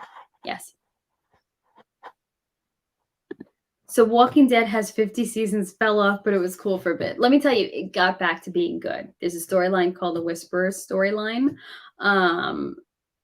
And, it was an interesting exploration of what happens when you have an unseen enemy, an enemy that really knows terrain, really knows how to blend, really knows how to work with nature. How do you fight against people like that? So that was a really interesting exploration of it. And, I've stuck with The Walking Dead through all seasons. I love it. I think it's a bummer that it's ending, but I see what they're doing. They're it's almost like the cast is too big and they're breaking the show into smaller series. So, but for me, out of all those villains that they've had in The Walking Dead, that scenario, that villain was the scariest to me. Because, okay, I don't want to say most realistic because this is a zombie thing, but what happens when you have people that skilled in hiding, that skilled in stalking you, that skilled in killing, it was good. It was a good story, an eye-opening. Hey, YouTube. I feel like I'm slurring when I say your name. YouTube cracks me up. Hey. So I'm going to buy a bunch of broken solar panels and put them up out front, but hard to take down. Not too hard though. Winky face. I don't see where I don't there's something secretive going on in this, but I'm missing it. I'm missing what you're getting at. But you're gonna buy a bunch of broken solar panels and put them up out front, but hard to take down. Is that like a distraction? So people will think that those are the ones to steal, but meanwhile they're broken, like a misdirection thing. That would be interesting. But you know what? I think it's so awesome that you have such a knowledge in solar panels. We got to talk about this sometime, because for those like me who are completely new to the solar world, it's overwhelming. And it's yeah. And especially if you don't know a lot about electricity and electrical engineering, it's intimidating, but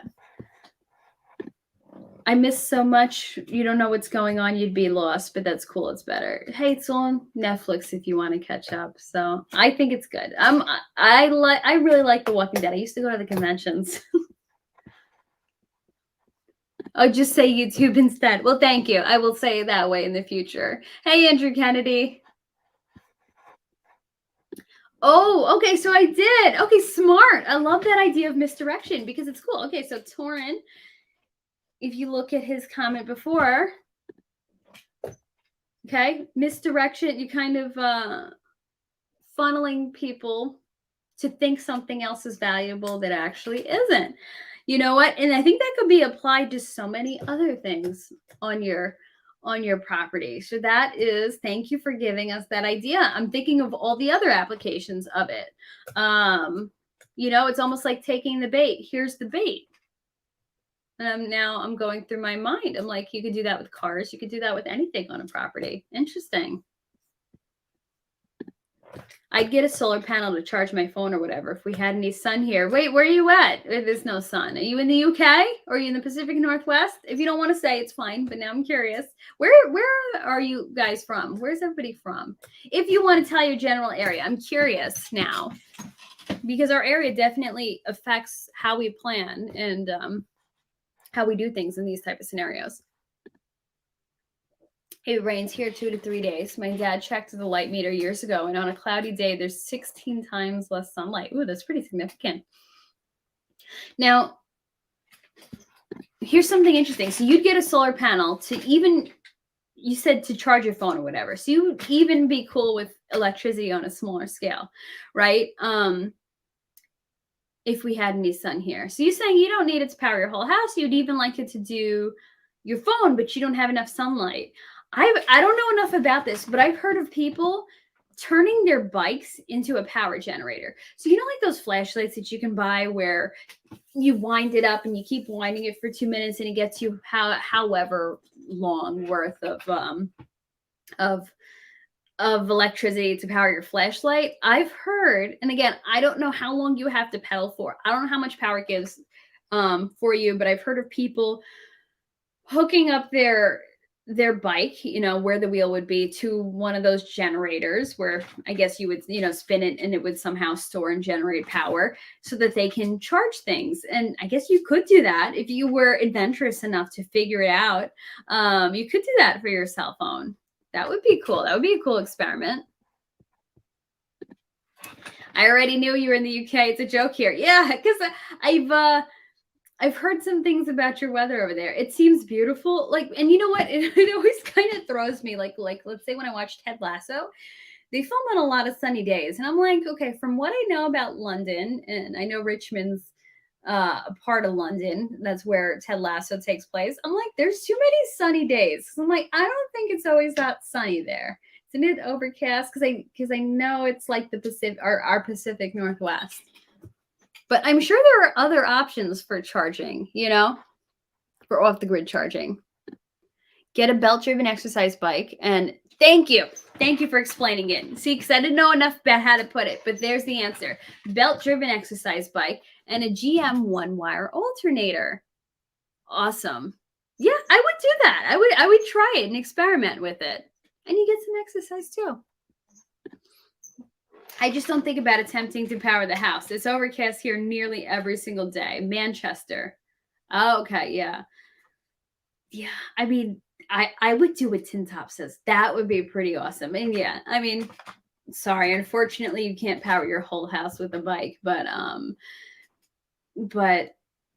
you know, you can get power for a few things. If you want to power, maybe, I don't know how much power a laptop takes, but it would be an interesting experiment. But now that you think of saying Manchester, I keep thinking of the Manchester accent. You guys got a pretty wild accent over there. So the solar panels people hang off their backpacks that are pretty cool. I have seen those, but I wonder how much juice they get.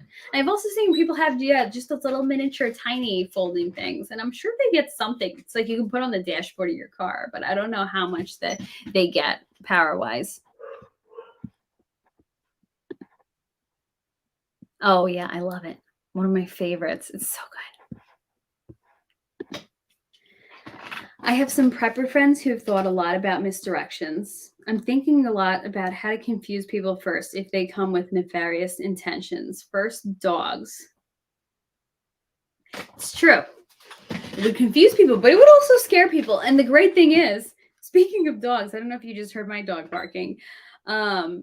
He's a bigger dog, but even little dogs, you know what? Because barking doesn't necessarily have to be that, like, oh, it has to be the sound of a big dog so that people are afraid of the big dog and they won't come in your property. Even little dogs will deter people because little dogs will alert you. And they're like, people here have already been alerted, so I'm not going to come in.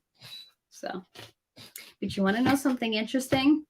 I've noticed, with having dogs of different sizes, the biggest ones seem to be the yappiest ones. Everybody likes to talk about little yappy dogs, but that big one, he barks more than any others. I walked out of the bathroom and he was barking at me today. I'm like, and he was looking right at me. He knew who I was, but he just wanted to be yappy. The little cute one was just like, hi. Okay, so the generator that you would hook up to a belt-driven exercise bike would be a GM 1-wire alternator. Thank you, Torin. And thank you, Tim Top, for giving for getting that started. Oh, you're not one of those common types? Okay, but you do have the accent. I have to say, it's pretty awesome. I like hearing the accent. And then what do you have there? Manchester. Is Wembley? Oh, Wembley Arena? Right? Is that in Manchester? See, I know a little bit. I've never been there.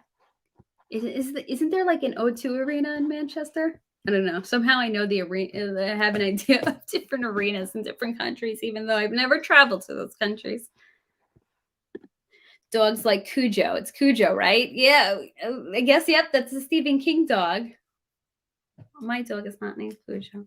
I've never seen Cujo. I tried reading it in high school and I lost interest and I switched to his other book, Night Shift. Your dog barks at helicopters and thinks it's a big fly. Oh, that's so funny. Or are they Illuminati helicopters and he knows better of what's going on in it? No, I'm just kidding. Oh, but that's so funny. I love that. You have a football team, Manchester United.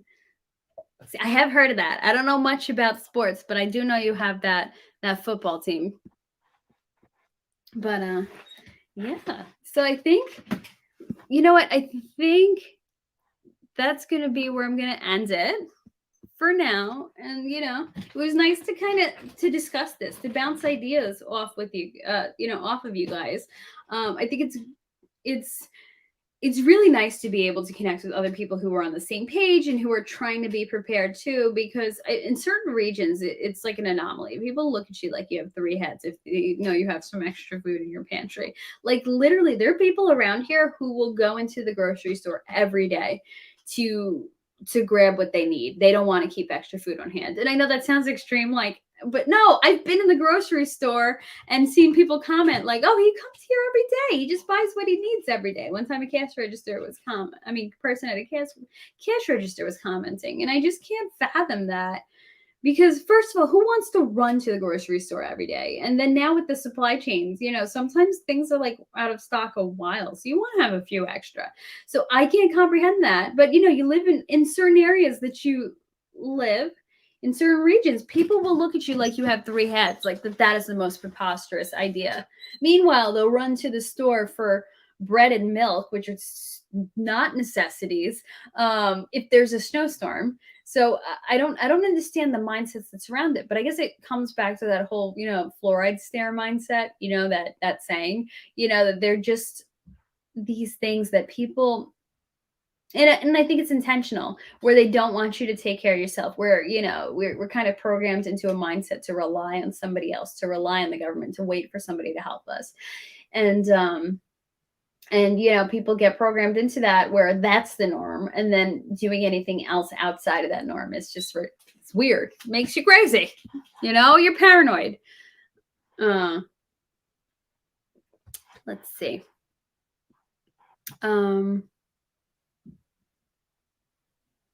Oh, but the dog must be thinking when it barks at the helicopter. I think that's hilarious. Wait, what's oops, sorry. I don't see anything to apologize.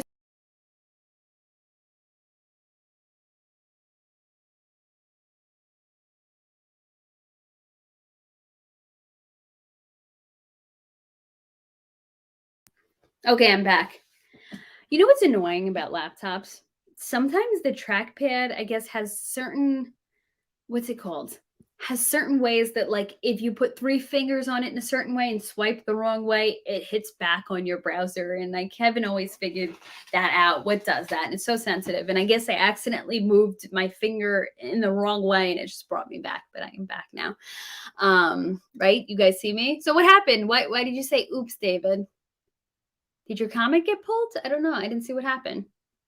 Anyway, so your dog is the only dog you've ever known that wants to go out when he hears fireworks going off? Oh, that's so funny.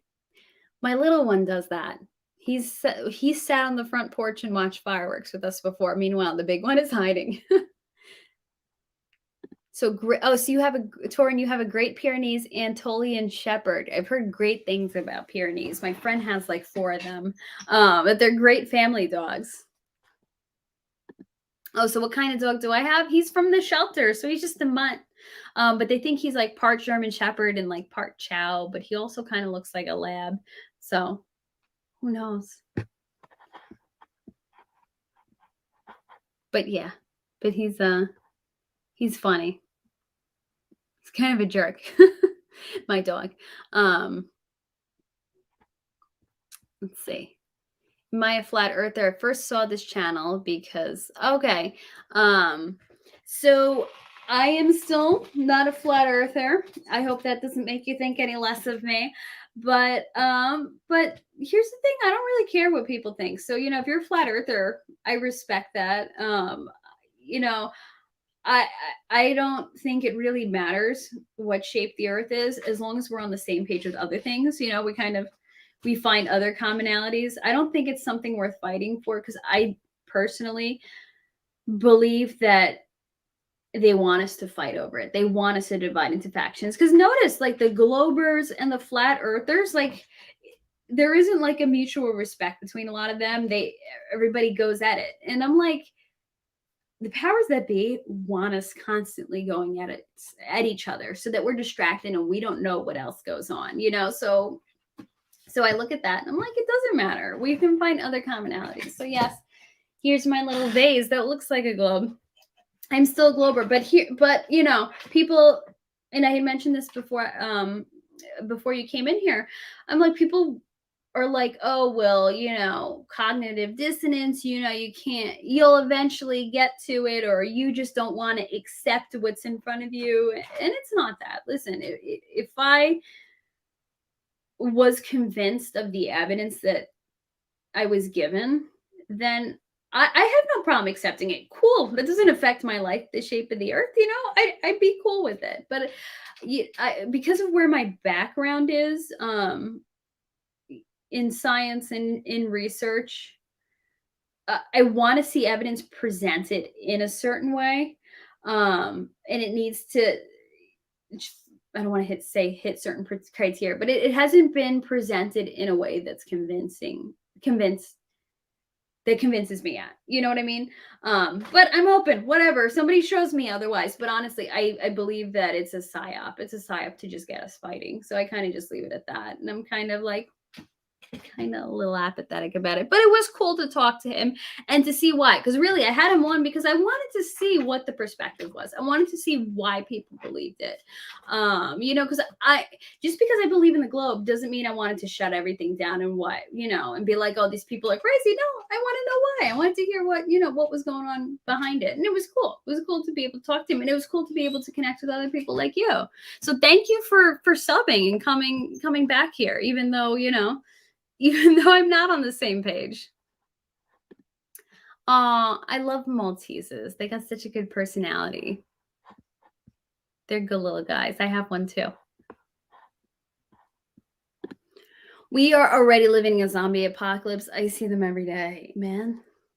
Yes, and yes. And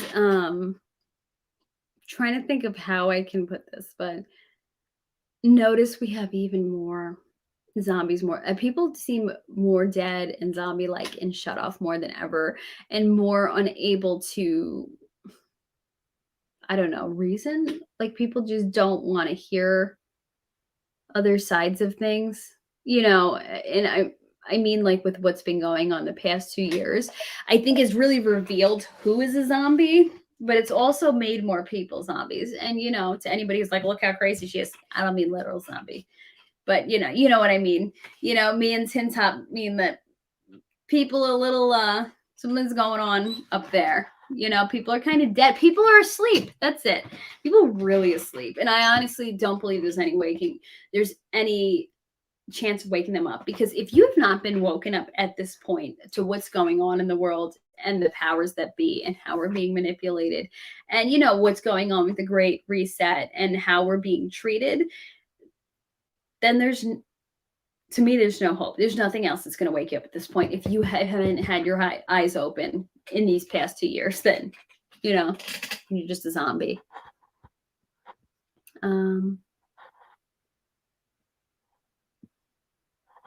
Broken-legged with government crutches, and the thanking the government for the crutches, yeah. Is that wait, I want to make sure I understood that correctly. Broken-legged, yeah, with government crutches, thanking them for the crutches, and it's kind of like, see, because the way I saw that, I interpret it like this. Yeah, the government breaks your legs, but gives you the crutches, and then you thank them for the crutches, right? Is that what you're getting at? Because, yeah, government creates a problem and then gives you the solution, and then you thank them for the solution. Excuse me? That's what's been going on. constantly throughout history, and I think it's becoming more clear. But the wild thing is, as it's becoming more clear, people are getting denser and won't see it. Isn't that wild? It's such a paradox, but not a paradox, oxymoron, whatever you want to call it. I know, I'm sorry. I hope you don't unsubscribe and hate me. But like I said, I am open, whatever. Somebody presents something to me, otherwise, cool. I'll change it. But, at this point, I'm like, I don't want to fight with other people on it. I want to find the commonalities because they want us to fight. You know what I mean? Does that make sense, YouTube?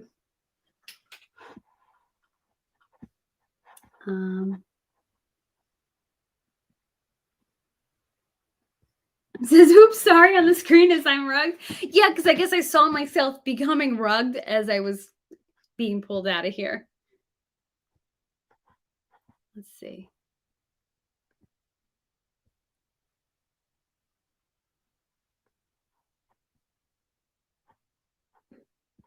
Oh, okay. You had something on the clipboard that got tweeted out or that got put in the chat. Oh, that was the oops, sorry. Gotcha. Oh no, I was reading the oops, sorries. I got rugged. That was what I thought. Yeah, never mind. Let's see. I only got to flat earth about 15 years looking into all sorts of stuff. It started with symbolism in the banking system.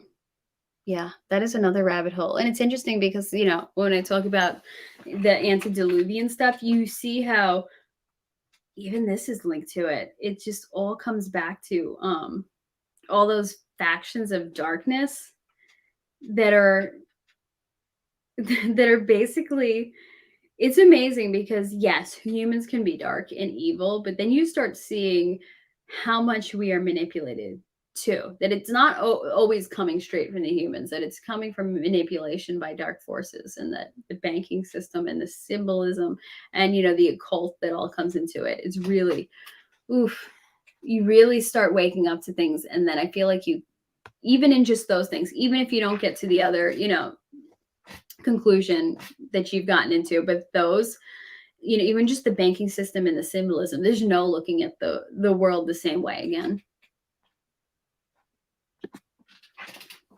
Oh, okay, so that was like the straw that broke the camel's back for you. Interesting. The earth rotating.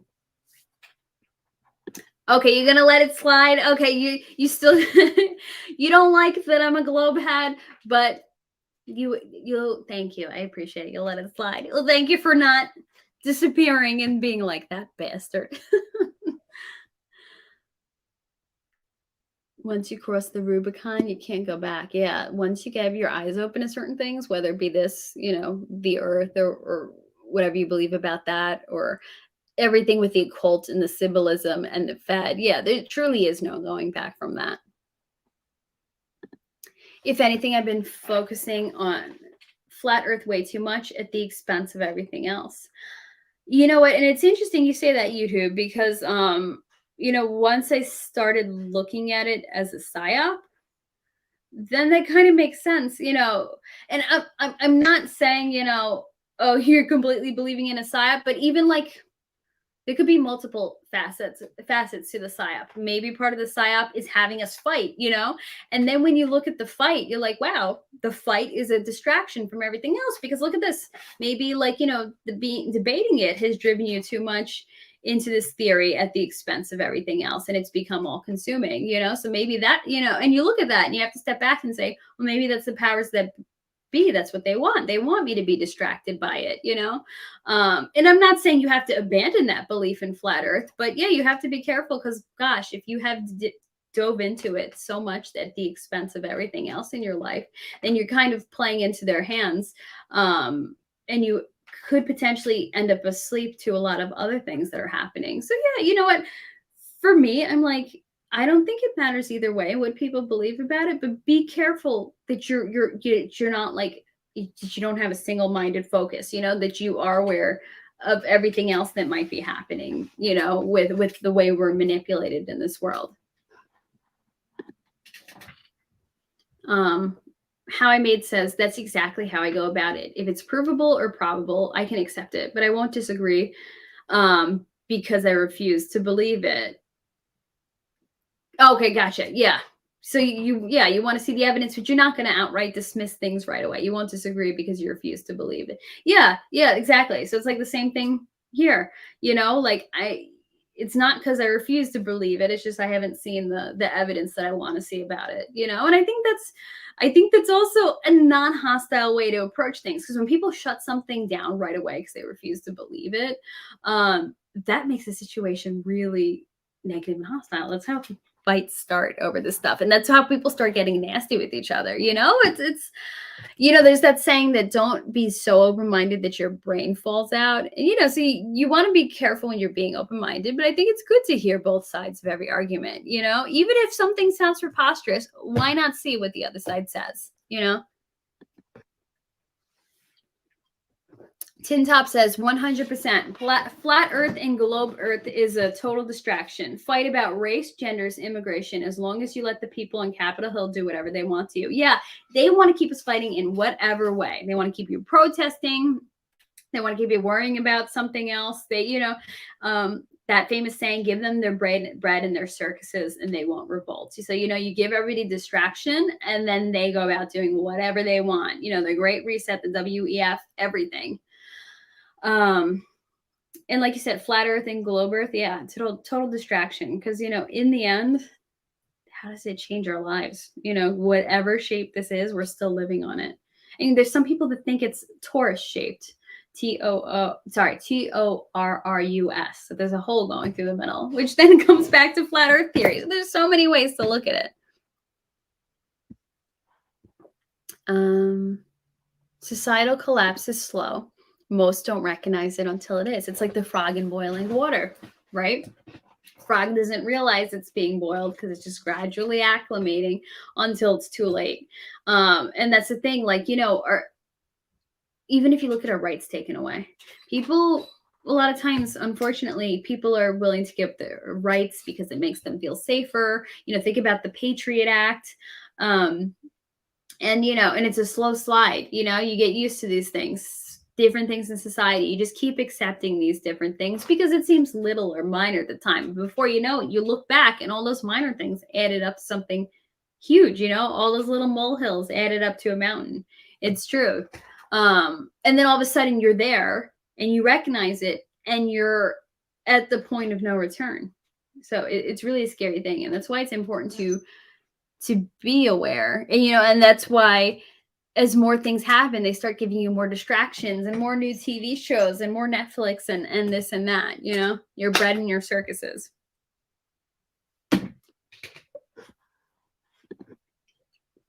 People showing off in social media because millions of other sheep did and didn't have to post about it. Let me tell you, that was one of the most annoying things on social media. I'm like, why do I care what you're doing medically? I don't, I don't need to know what you did at the doctor. I don't need to know if you got a prostate exam. I don't need to know, about your endoscopy, your colonoscopy. So why would I want to know about that? Why are you posting it? You're not at your colonoscopy posting a selfie and posting it on Instagram of you in the scope together. So what was up with that? And it was that it comes back to this strange programming, I guess, because then it then becomes, humans hop on the bandwagon and it becomes a social pressure. So I guess it fulfilled what it needed to.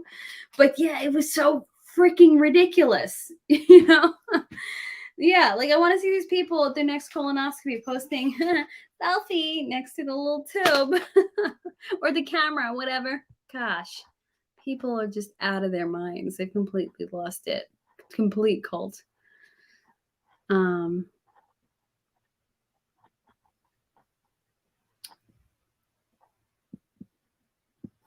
Hold on, sorry. I'm catching up.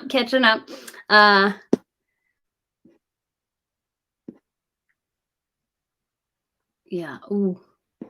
How I made. Yep. I can't put that on here because I think I'll end up with some problems. But if you look at what How I Made said at 11:43, here's the thing. That illness, people always think is connected to one virus, but that illness, is acquired. meaning you can get it from anything that destroys your immune system. And we're in the midst of something destroying people's immune system. So it's not a conspiracy theory. That's what's happening right now.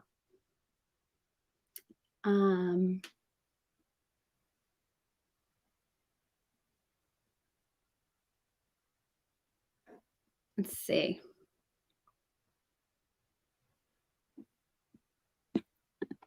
Oh, I've never seen the movie The Wicker Man. I have to watch it.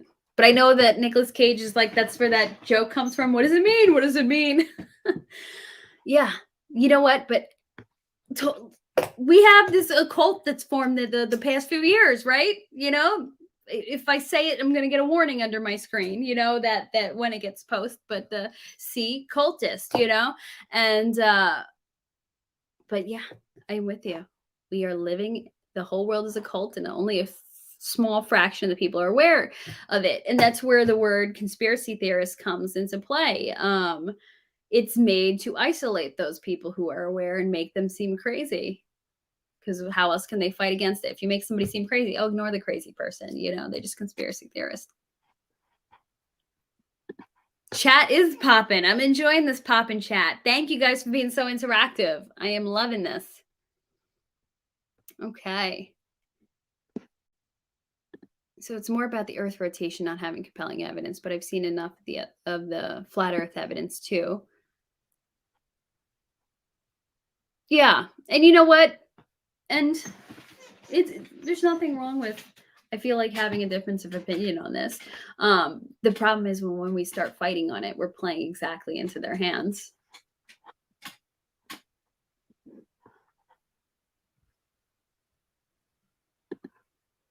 Okay, so David Lee says, curious, Miss Ashley exempted. Thank you. What are your ages?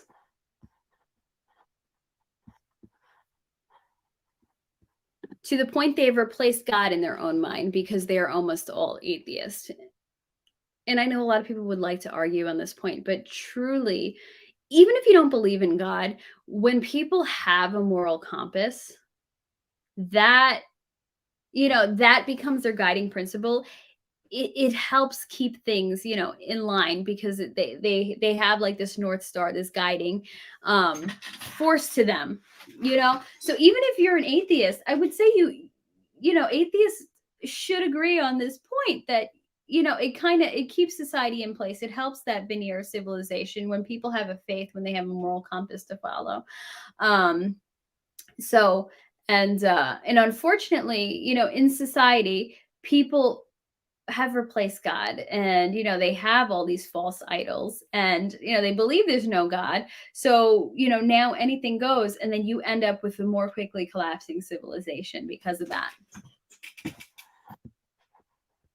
Oh gosh, and I there's this documentary I've been meaning to watch, and it's about scientism. And it talks about that whole replacing God and people making science their God. And here's the thing. I like science. I think God and science go hand in hand. But when people make their God science, you end up with a very fast slide into chaos, because then anything goes and you are sacrificing to your God of science, and you will do whatever it takes for that. I'm like, oh, where do I go with that? But I'll be good. I'll leave that as it is. Yep, there we go. Government creating the problems and then giving us the solutions, and then they want us to kiss their ring.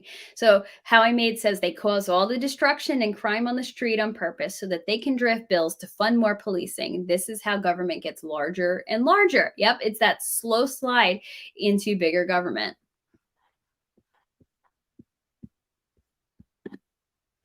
So YouTube says we've been fooled into believing people with good memories are clever. They can remember everything to pass exams, but seem to be quite gullible. It's interesting because I saw somebody saying, there's all that argument over the student loans, and people are like, well, look, and people are calling them not smart because people took out such big school loans. People are like, no, they are smart. They're doctors and nurses and dentists and all this. So of course they had to be smart, but there's a difference between smart and being, and being educated, because you can have educated idiots. You can have people who know how to pass tests, who know how to memorize well, but when it comes to actually applying it, they don't have the intelligence to do so. But and you have super intelligent people who don't do well in this type of scenario, that don't do well in this type of test, and we've been fooled to think that that's what intelligence is, that oh, they were able to memorize things and that they were able to pass an exam, but meanwhile, they can't function in real life. They can't properly apply anything, and they become gullible, So that's why you get these people who are like, who accept everything that they're fed, because they were, and you know what? It's a type of programming. School trains you to accept everything you're fed from the teacher, to memorize it and to spit it back out. So then as an adult, you become the same way. You become this compliant adult, and you're like, stop the spread, do this, do that, wear gloves at the grocery store. And even though people who wear gloves tend to then get a little too cocky and touch their face and contaminate everything in the gloves, it's a proven thing that you do better without the gloves, because then you're more aware of what you touch. But same thing, because you were taught that your whole life to read the facts and regurgitate them, then you become a compliant adult that does whatever they're told. And NASA. Ooh, NASA is interesting, man. And here's the thing, YouTube. I may be a globe head, and I may believe that space is real and that we are not blocked from going to space, that there isn't a firmament there. I believe that the firmament is just another name for the sky. But I don't trust NASA. I believe that there is a secret space program, and that that we're way more advanced in space than they let on. Have you seen China's spacewalk stuff? It's terrible. Yeah, because they don't want to show us exactly what's going on, because then we'd know that they're a lot more along in space. That's my opinion. Than they tell us. Same thing, like when you see feeds in space, sometimes all of a sudden they cut them off. You see like something strange come into the clip, like, an unidentified flying object. And then, oh, shoot, the feed gets rugged. And then it comes back on. And then they had stopped doing live streams past the point. And that's because, what? I think NASA is a big facade, and they don't want to show us what's actually going on out there. So, I do agree with you on the NASA point, just for different reasons. Yeah, there's a lot of weird stuff, because I believe, like I said, they don't want to show us what's actually out there. There you go. Replace God, destroy the family, and then it's easy for them. Weren't these like communist dictators? Wasn't that pretty much like their plan? That's how they went along and they did it, and that's how they were able to accomplish stuff. It's true. There's always a circus when a major bill is voted on. Inflation bill shaded by FBI raid at Mar-a-Lago. That's the thing. Whenever something big happens, it's like, used to be you would just go, oh, shoot, wow, look at what's going on. But now I think a lot of us step back and go, what's the bigger story? What is this hiding? Like the whole Johnny Depp and Amber Heard thing. Why do we care? I don't care about these people's domestic life. I don't even watch his movies. And so you have to step back and go, okay, what else was going on? Well, wasn't there something going on with Ghislaine Maxwell at the time? But also, look, we got all that deep reporting on Johnny Depp and Amber Heard, and we saw the cameras in the courtroom, but yet we got nothing out of the Ghislaine Maxwell trial. There were people around here in New York who, I guess you could like be like a regular member of the public that sat in the courtroom. So they would all go and they would take notes and then come back onto YouTube live. Instagram live and report everything they saw, because they would keep it from us. They didn't tell us, they weren't publicizing a lot of that Ghislaine Maxwell stuff under the guise of, oh, you have to protect the minors.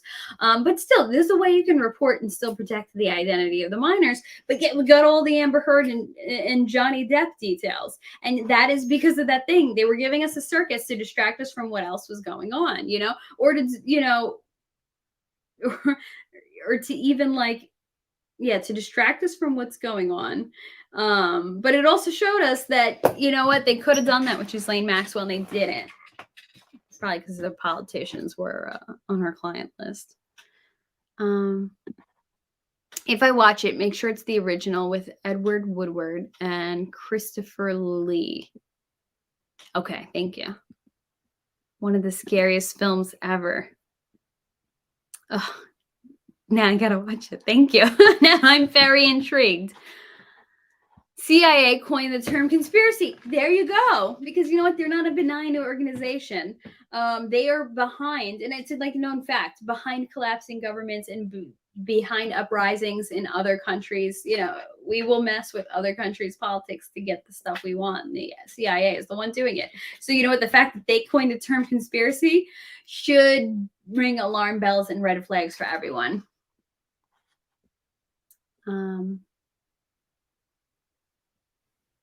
What is 750? Did I miss something?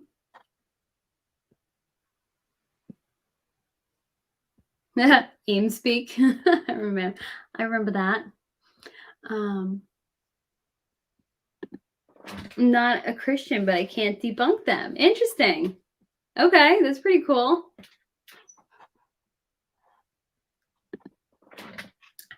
Ever listen to Michael Sarion? I heard him talking about scientism back in 2006. Is he the one that I can't remember names? I don't know. I'm gonna have to look into it because I was talking on Instagram to a guy who I believe is in the Hex community, and that he does the scientism documentaries, or one of them, but I can't remember his name now. Oh, well, I'm glad you're back. Yeah, I didn't expect to still be live either. Oh, maybe not. Maybe I'm thinking of somebody else. Oh yeah, BS wars. Let me tell you, like that has been an awakening for me over like the past year or two, to realize that, oh, these wars weren't, just, I mean, of course I wasn't like rah rah war go, but I was like, oh well, they must have reasons that they do it. But I think what really opened my eyes was that whole Amazon, the whole Afghanistan fiasco. Then I started really realizing the whole endless war thing, and the fact that it's a moneymaker and how they manipulate things to benefit themselves, and that war is a part of it. I'm like, yeah, I now get that. I see it. It's horrible to give free money to some, not for all, and even more specific, can only make less than this and haven't paid off that. Ooh, see, I see both sides of the student loan issue. So I'm like, should I touch on student loans or should I not? Here's the thing. So this whole student loan thing, if you make under a certain amount, it is, you can get 10,000 off your student loans. And but if you were a Pell Grant recipient, which they usually give to people who had financial need, you get 20 grand off your loans. So, and a lot of people are really upset. A lot of people are up in arms about that. I see both. I can see both sides of it. But here's the thing that really I find mind-boggling. Our government gives away so much more money than that every year. Like, whether it be through, I don't know, they give people money for housing, they give people money for food, there's welfare money, there's so much more money that goes way over 10. Some people are on so many benefits that they're getting way more than 10 every single year. This is just a one-time 10 grand thing for people that would have never qualified for any of those benefits. So, so you're like, okay, well, at least these people are getting that one thing that they never, they don't, because here's the thing, there's nothing wrong with getting government benefits. Okay, I am not a government person. I don't believe in the government being your mother or your nanny, whatever. But I believe if it's there, use it. If it's there and you are in genuine financial need, use it, because they're going to give it away anyway. So, when I'm talking welfare benefits, WIC benefits, food stamps, whatever, no shame in getting it if you really need it. Problem is, there's a lot of fraud that goes along. There's a lot of people who work off the books, make a decent amount of money off the books, but then because they work off the books, they turn around and they turn around and pretend that they're in need and will qualify for these benefits and then take a lot of benefits. And I've also heard stories about people getting married, not legally, but people getting married in the church, but never declaring their marriage legally, and then turning around and pretending like they were abandoned by their spouse with these children and then collecting benefits for the children. So there's a lot of ways people really screw around and mess with the system and suck off the system. That is a problem. And that leads to way more than 10 grand, in lost benefits, in lost taxpayer money. So my thing is like, I'm like, why aren't people upset over that? The people that are abusing the system, you know what? At least it's going toward people like who can use it. You know what I mean? People who've never gotten benefits before. Cool. At least they get to collect something for once from the government. But my thing is like, be mad at everybody who's sucking off of the government illegally, people who are doing underhanded things, and the fact that the government doesn't even bother to go after these people. Be mad at that, be mad at the fact that the government is helping people elsewhere while living, or letting people come into this country and giving them benefits that you don't even give to your own people who are in need. I know people who were in need years ago who tried to get benefits and wouldn't, but yet it's weird if you illegally come in here, then you're committing a crime, and then you can collect every single benefit that's offered to you. Meanwhile, people are starving who are actually citizens. So my thing is, and I'm not saying anything mean against these people that are coming in, but I'm like, why not help your own first? So I'm like, at least this is our own getting helped. And again, I see both sides of it, because full disclosure, I had a merit-based scholarship. I had good enough grades and test scores to get about half off of my college tuition, and my parents were kind enough to pay the rest of my tuition, because it was important to them that their kids wouldn't carry school loans. But the other side of it was, if we were getting any further degrees after it, we were responsible for it on our own. So I went to then grad school, and I got to be in this program where I got a third off of my tuition because I immediately started. It was an incentive to start grad school immediately. So I did that. I got a third off of my tuition, but I still came out with maybe around $40,000 in student debt. And the thing is, this is the problem with it.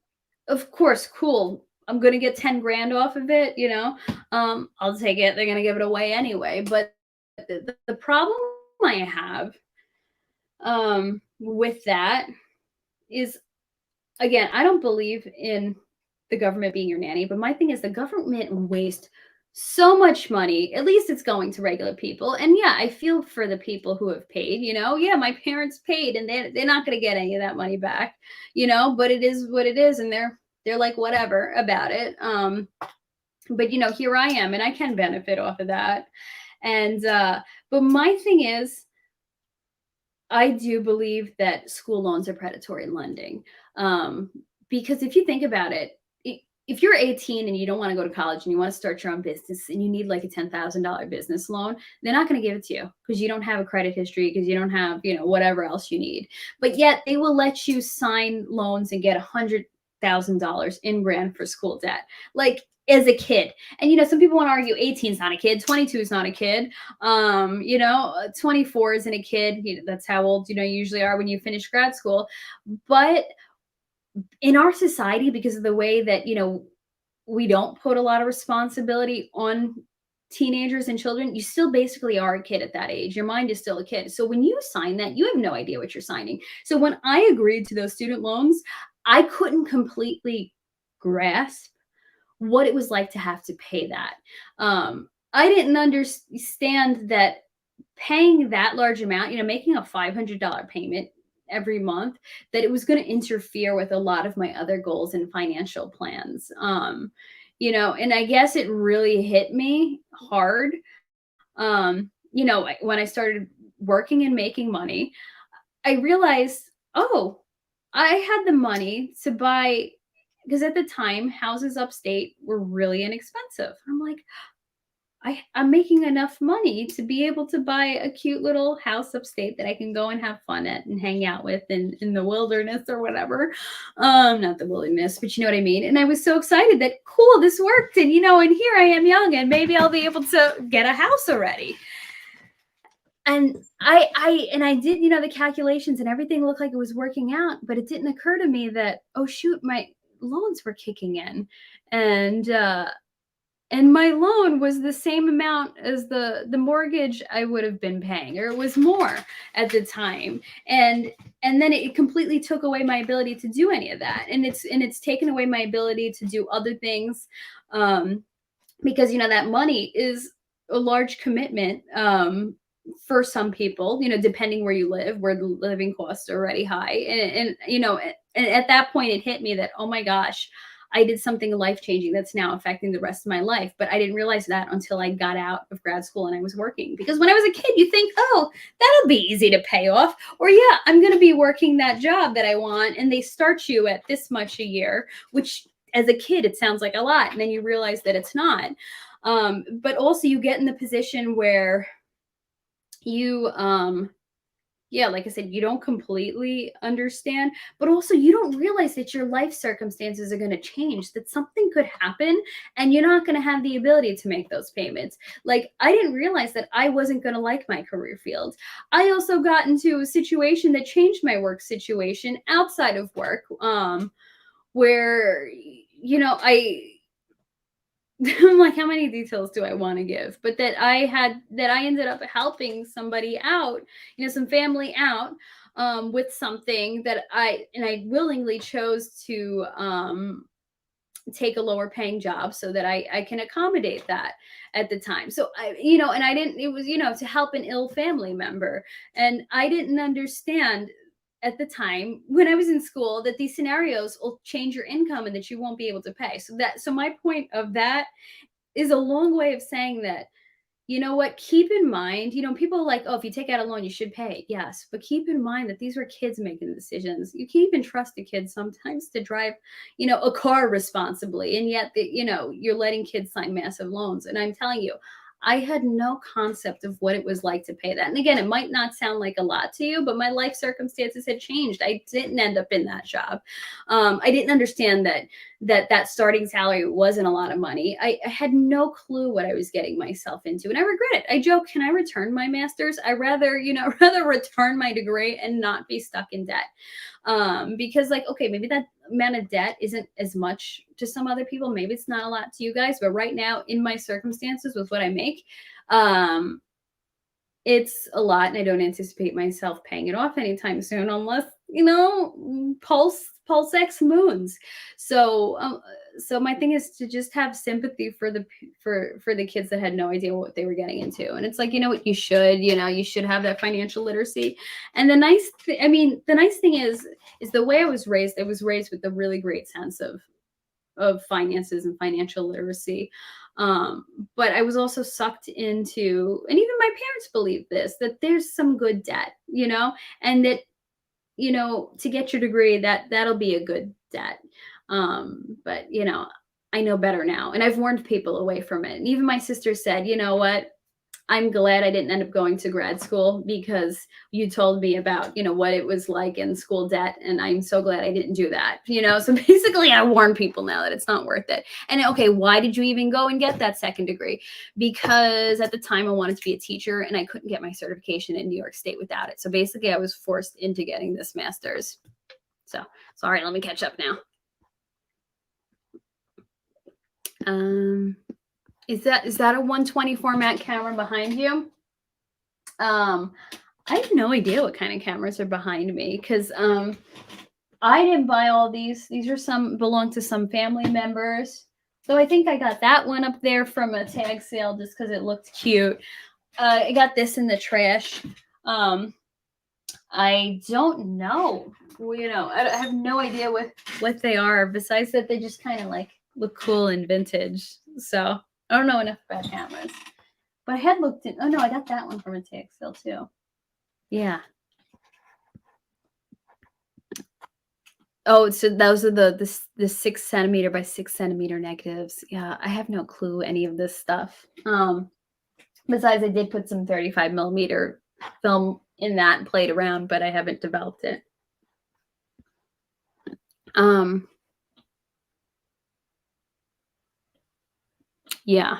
Okay, yeah, it comes back to that. Yeah, I mean, you know what? And there are wise ways to do things. Here's the thing. I stayed at home. I didn't party through school and waste my money on that.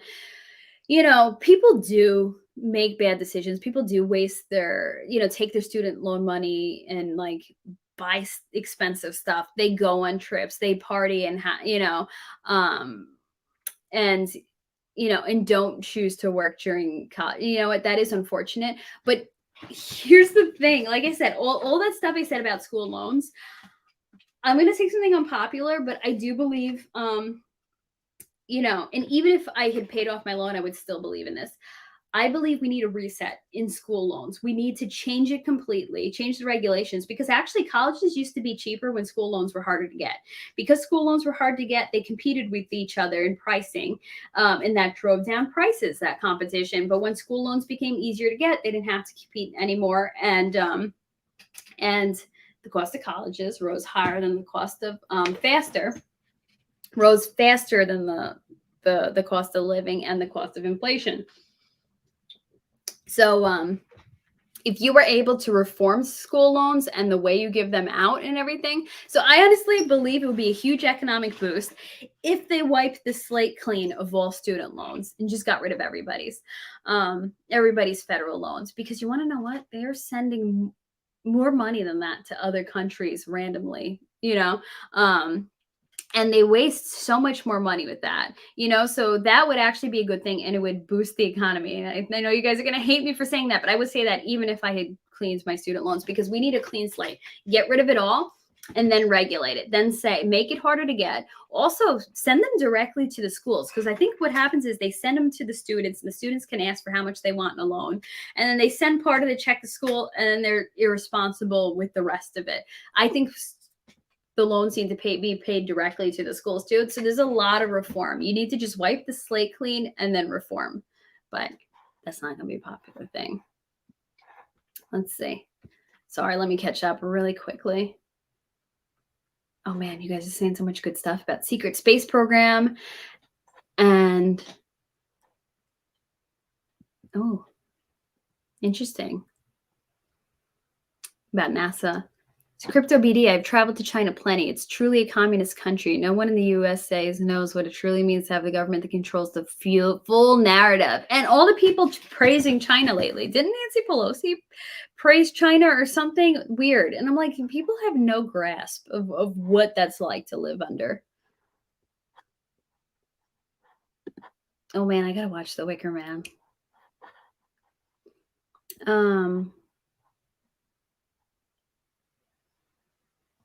So why does that make it okay to give 10 grand if you worked hard and now some lazy shits get it? What are you trying to support? Free handout for anyone or taxpayer that never went to college to pay for it. And let me tell you, it's so yeah. So my thing is, yeah, I guess I gave the whole explanation. I feel like it's that, it comes back to that same thing. The government created the problem. They created the problem by making school loans way easier to get.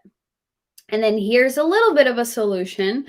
And then they want us to praise them for that little minor solution they offer. But honestly, I think this is going to backfire, because really when it comes to student loans, 10 grand is a drop in a bucket. Debt is so bad. People will pay over their student loans over and over and over, and because the interest is so insane.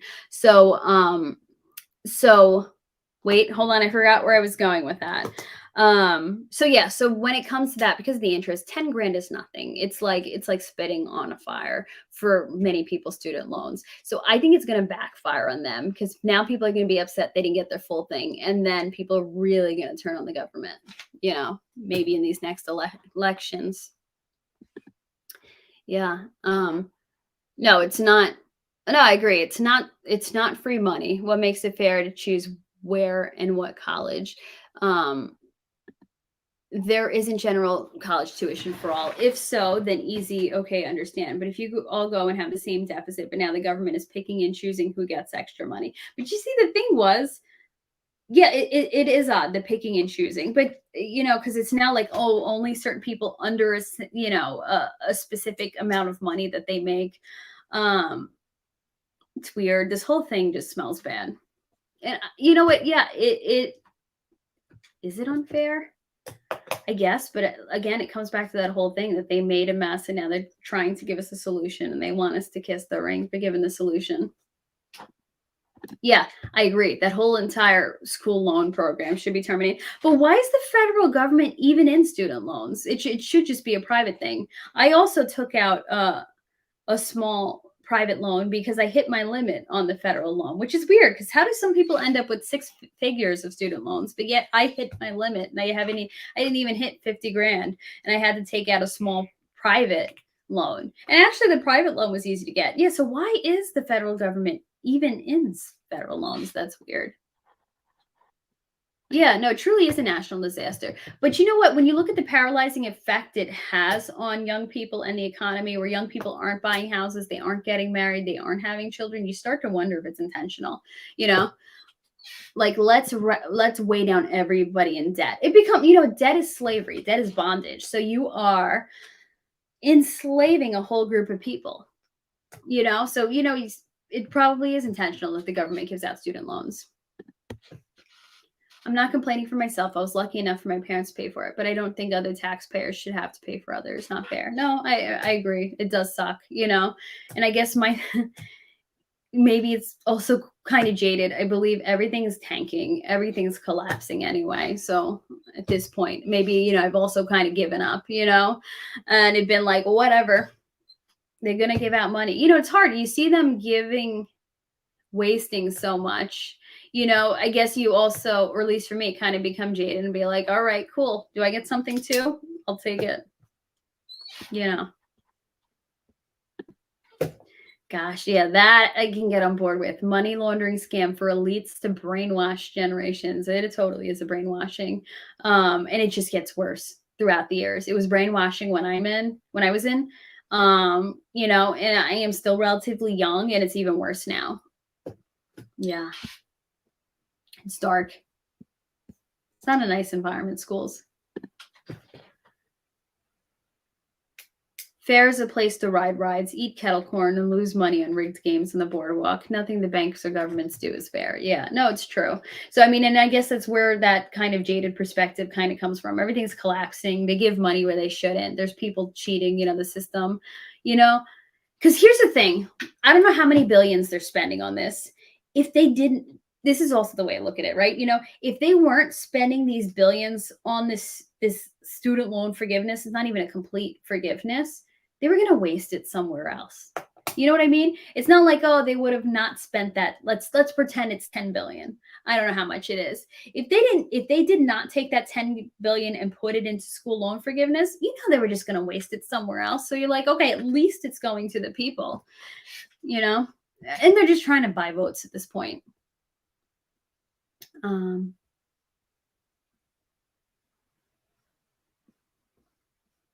No, and you know what? Please don't apologize, and I'm sorry if I seem insensitive.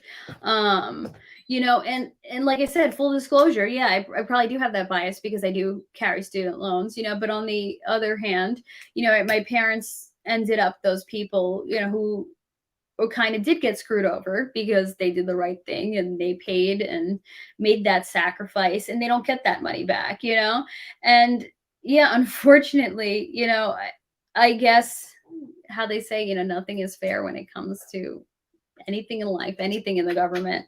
So I guess, you kind of become immune to the unfairness and you even for us 10 grand getters, you kind of feel weird, like those Pell Grant recipients, they already got grants and now they're getting an extra 10 grand back, like that would wipe a huge chunk of my student loan. It's kind of a bummer. So it's just, there's unfairness on so many levels. And like I said, they were going to waste that money on something anyway. At least they're throwing it at us, so people are like, oh, but now the taxpayers are going to be paying even more for it, you know what? That 10 billion, and I'm just throwing an arbitrary number, was going to get spent anyway. And those taxpayers were going to be spending money on it anyway. So at least it went to something that kind of benefited people. But then again, their interest is so ridiculous that it's just going to get eaten up anyway.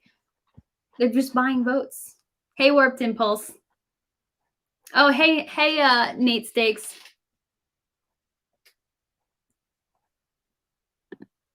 Ashley, you have a new job every day. Stream a must. Oh my gosh, that would be so much fun to be a full-time streamer. Some people do that, man. Gosh, if I didn't have to, if I didn't have to worry about making money, I would enjoy that. As you know, I like to talk. Yeah. So, and thanks guys for listening. And listen, Crypto BD. I hope I didn't sound too upsetting and too flippant about it. But I hope I explained where I'm coming from well enough, clear enough, you know.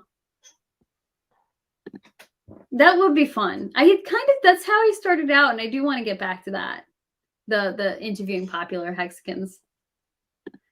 No, you know what, Crypto BD, and I appreciate you engaging with me and that you stayed in here and that you didn't go like, oh, F it. I don't want to hear her talking about, the pros, her pros and cons of it. So no, I appreciate you sticking it out, my whole rant and perspective on it. And it's ridiculous. It's a whole bad situation. But you know what? And I'm not pulling the victim card. I don't do that. All of us. Everybody has something they can pull victim cards for, and I don't like that, and I don't want to do that. So I hope it didn't seem like I was pulling the victim card for the student loan things, but I truly do feel that it's a form of victimization of the youth, and it sucks to feel like that you are manipulated because you really are sold a bill of goods. You're not encouraged to go to trade school. In Westchester, when you were in high school, you can go to trade school for free and come out with a certification before you even graduate high school. You go for free because it's just like part of the public school system. And it's amazing because, there's these other routes and they're not encouraged. And they took everybody on a school trip who was interested in go seeing it. And they were like, in high school, go talk to your counselor. And I wanted to go, not because I was interested in the trades at the time. I mean, I thought, wow, it'd be so much fun to learn trades in schools. But I just wanted to go on the trip because my friends were going. And it's interesting because my counselor was like, no, not for students like you. You see what they were insinuating with that? That's for the kids that, we don't expect much out of. Like, that's the way the trades are pushed, So you have this constant, and it's wrong. It's so messed up. So you have this constant brainwashing and manipulation of children that you think that that's what you have to do, that you have to go the college route. And then they saddle you with this debt that changes the rest of your life. And you truly don't grasp in your undeveloped adolescent brain, and that you're stuck with. Like, I am so ticked off that they did that they're allowed to do that to us. And like I said, I got up so much easier. I have 30 something. I don't know if I have 35, 37,000 in loans. And I know I got off easier. There's some people that have 500,000, so I mean, I'm not complaining, but I just feel like it could have been so much worse, in that it was like preying on vulnerable people. You're preying on kids. It's predatory lending. It's weird. Oh, Nate Stakes, you're a new streamer too. Okay, cool. I'm going to follow Nate. Thank you, David Lee. Nice to meet you, Nate. Oh, thank you for saying that. I felt like I was kind of all over the place. I'm like, is this the whole stream ridiculous? But thank you, Mr. Okel. Hope to meet everyone in Vegas. Any of you guys going to Vegas? I won't be there, but I hope you all have a wonderful time. And I'm glad that everything got sorted out with the venue. Let's have a stream to add other voices. Maybe you need to dock some of that. You know what? Anyone who ever wants to come on a stream, DM me. I am open to having anybody else on a stream. I think it's fun. Just I've noticed some people, like, I've invited people don't always want to show their face. That people get nervous or they don't want to dox themselves. But yeah, I am open to it sometime. Oh, thank you, Nate. Subscribe to keep up the good work. Thank you. Texicans, man, that Texican coin is a fascinating thing. I need to talk to Crypto Heartbeat about that. Crypto BD, no, good discussion. I have no issues with conversation. Thank you. I appreciate that you're open to that conversation. And I hope I didn't make myself sound like somebody who wants to grift off the government, because I can't stand the government. But I'm like, all right, you know what? Government, you put us in a bad position. I'll take the handout. It's terrible, but that's where we're at now. And like I said, I believe everything's collapsing anyway. So what's it going to matter? I mean, I have no like I said, unless Pulse X moons, I have no expectations for paying off that loan. That's just gonna, however long it takes, it's just annoying. You love to hear my rants? Well, thank you, Tin Top. I can talk with you about so many great topics, and I have a perspective, but never opposed to a different side to look at an issue or topic. A true debate is listening, observing, and commenting on each perspective. Awesome. I'd love to have you on then. Crypto BD, do we follow each other on Twitter? It's hard for me to remember sometimes who, which social media platform I'm connected with everyone on. We are all being totally fleeced 6 ways from Sunday. Hex can fix this. End Hex again. I am telling you, yes, constant fleecing, especially the prices of everything going up lately. It's disturbing. It's weird because sometimes, like, on paper, it doesn't seem like a lot, but then when you start looking at your bank account, it's like, what the heck? Yeah, constant. Yeah, inflation. And sorry, what was that noise? This is shaking behind me because I leaned against it. Yeah, like, I'm making a little more, or I had been a few months ago. My income fluctuates. I had been making a little more than what I usually make. Not nothing massive, but I was like, cool, that's helpful. But then I started noticing that I'm like, why does it feel like I'm not? When I look at my bank, it doesn't feel like it's even making a dent that little more. And then, I started realizing just how much the price is going up on everything. Because I guess sometimes it just seems like a little here and there, but it really adds up, especially the double price of gas. Like, that really sucked the rest of everything out. It's really disturbing. We truly are being fleeced constantly. Oh, Crypto BD, you're going to be in Vegas. Awesome. Yeah, keep it rolling. Chemtrails, Antarctica, Clinton Foundation. We need more Ashley Ash. Thank you. You know what I have? I bought it at a used book sale. There is a graphic novel about the Clinton money. Somebody made a graphic novel to explain all those Clinton conspiracy. Oh my gosh, that was wild. I love books, as you can tell, man. Chemtrails, Antarctica. Oh gosh, so many great topics. I still think we need to do a hexagon exploration, Antarctica. I know. I need to do a stream with Crypto Heartbeat. I love streaming with him, getting on something together. He's so much fun.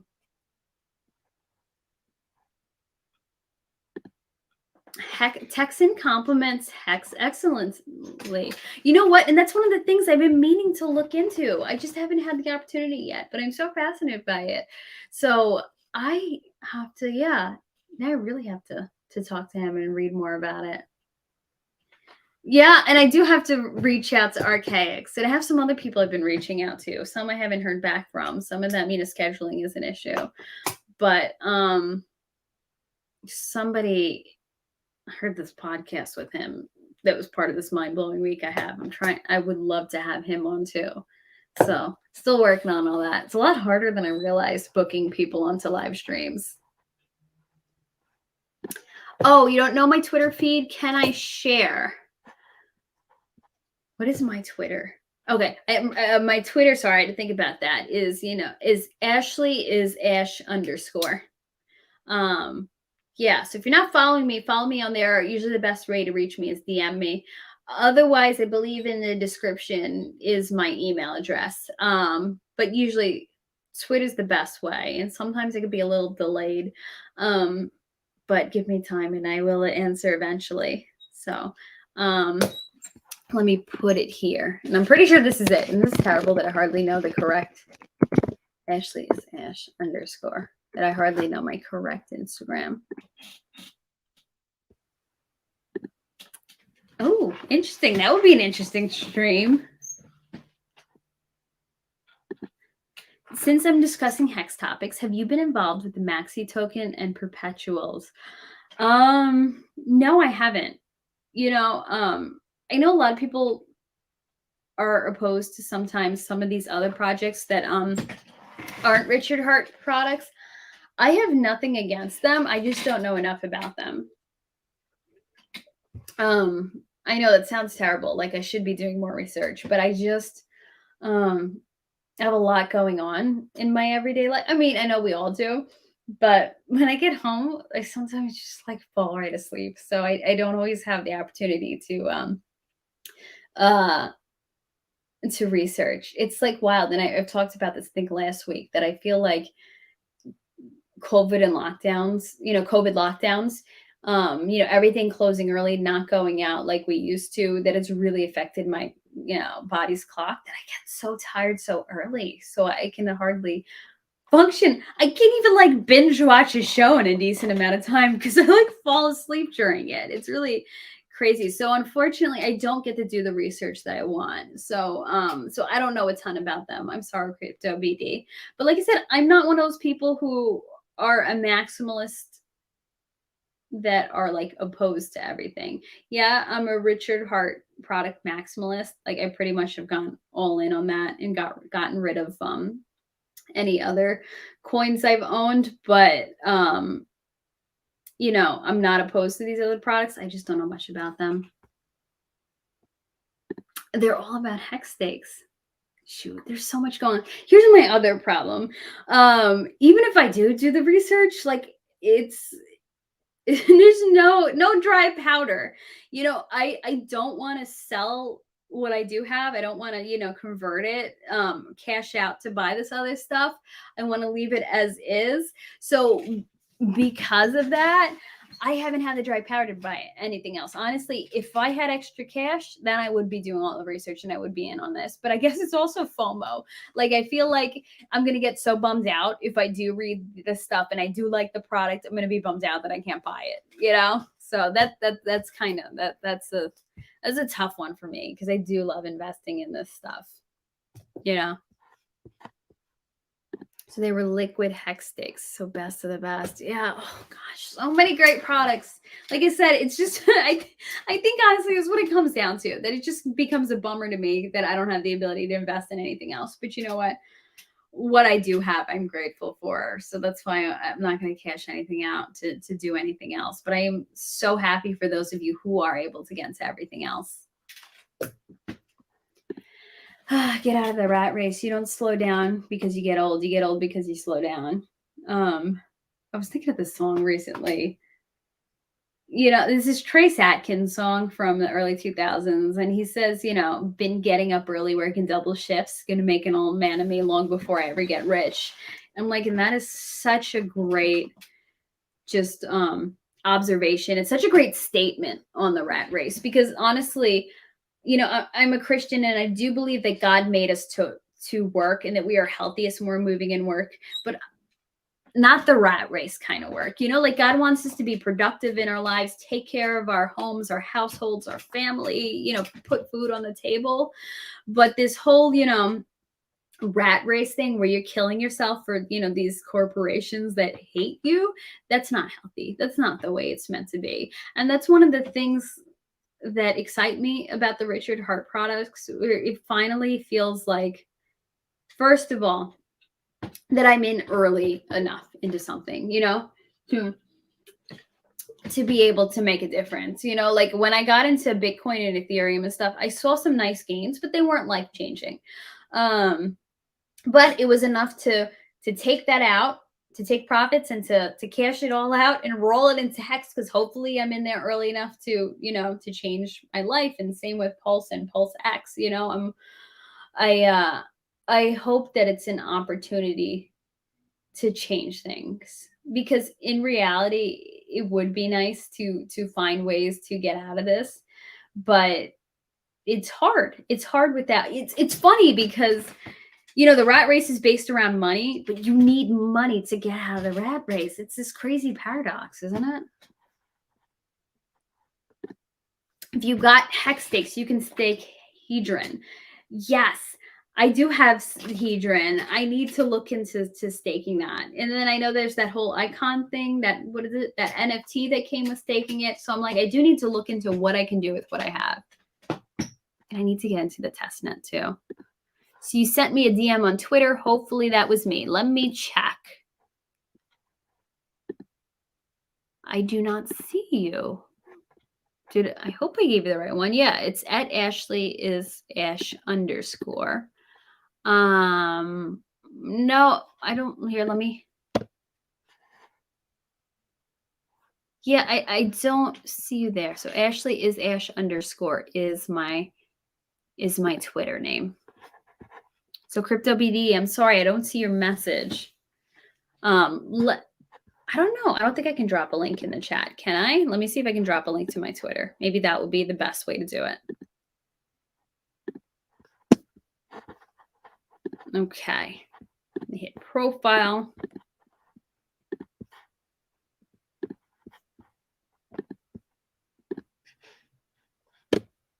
Okay.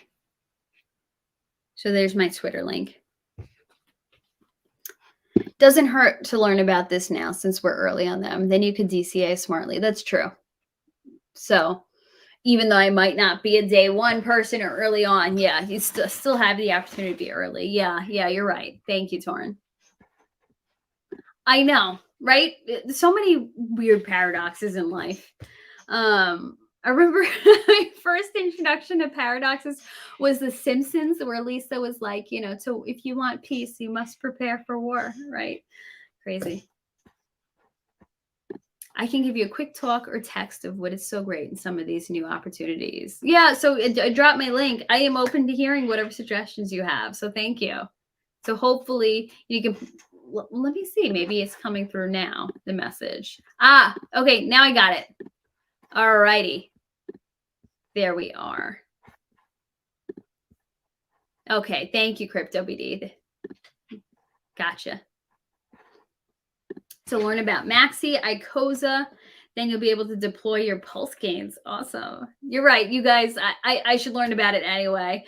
And you know what? I always tell myself that, but I never do it. But I really need to get on the ball and do that. Gosh, yeah, Wales is a legend. I feel like I see his name come up at least like every other day. So, we have been doing this almost 3 hours. Thank you guys for sticking around. Thank you all to whoever sent tips. That is amazing of you. It still blows my mind that anyone would want to do that. So thank you guys. And thank you for those of you who have like stuck around for the 3 hours. That is even more mind-blowing. So thank you. I have so much fun talking to you guys. And I can't wait to show you what I've been learning tomorrow. I hope I can even do it justice in explaining it. And yeah, and had a good time with you guys. And I hope to continue this series on survivalism. And it's awesome that you guys are so knowledgeable and that we're able to exchange the info. And so hopefully I'll see you tomorrow, or I'll catch you in the replay. Thank you to anybody watching the replay. And here, let me catch up on the last of these here. Rolling tonight, you're nodding off. East Coast time. Yep, I'm on East Coast time too. So I'm gonna head to bed. Yeah, and I'll hopefully see you guys tomorrow. Yeah, and Pulse Doge. I see everybody talking about that. I need to do all that research and all that. Only 49 days left in a text and donation phase. Okay, cool. So maybe I still have an opportunity if I come up with something to be able to do it. I was wondering that donation phase was over as we were speaking. So that'll be great if I can hopefully throw something to it. Wales is on a straw man kick. I love that he's trying to enlighten the sheep. Oh, that's cool. You know, I'm always into some sheep enlightenment. You were sleeping like a baby. Great stream. Oh, I'm glad you're able to sleep well, right? Don't people say sleep is a gift? Oh, and thank you for your compliments. I enjoyed streaming with you guys and enjoyed chatting with you guys. Good night, Bearded Saint. Good night, everyone. Yeah, I'll see you guys tomorrow. So I hope you guys do plan on returning. Have a wonderful night. And yeah, see ya. Bye. Thank you again.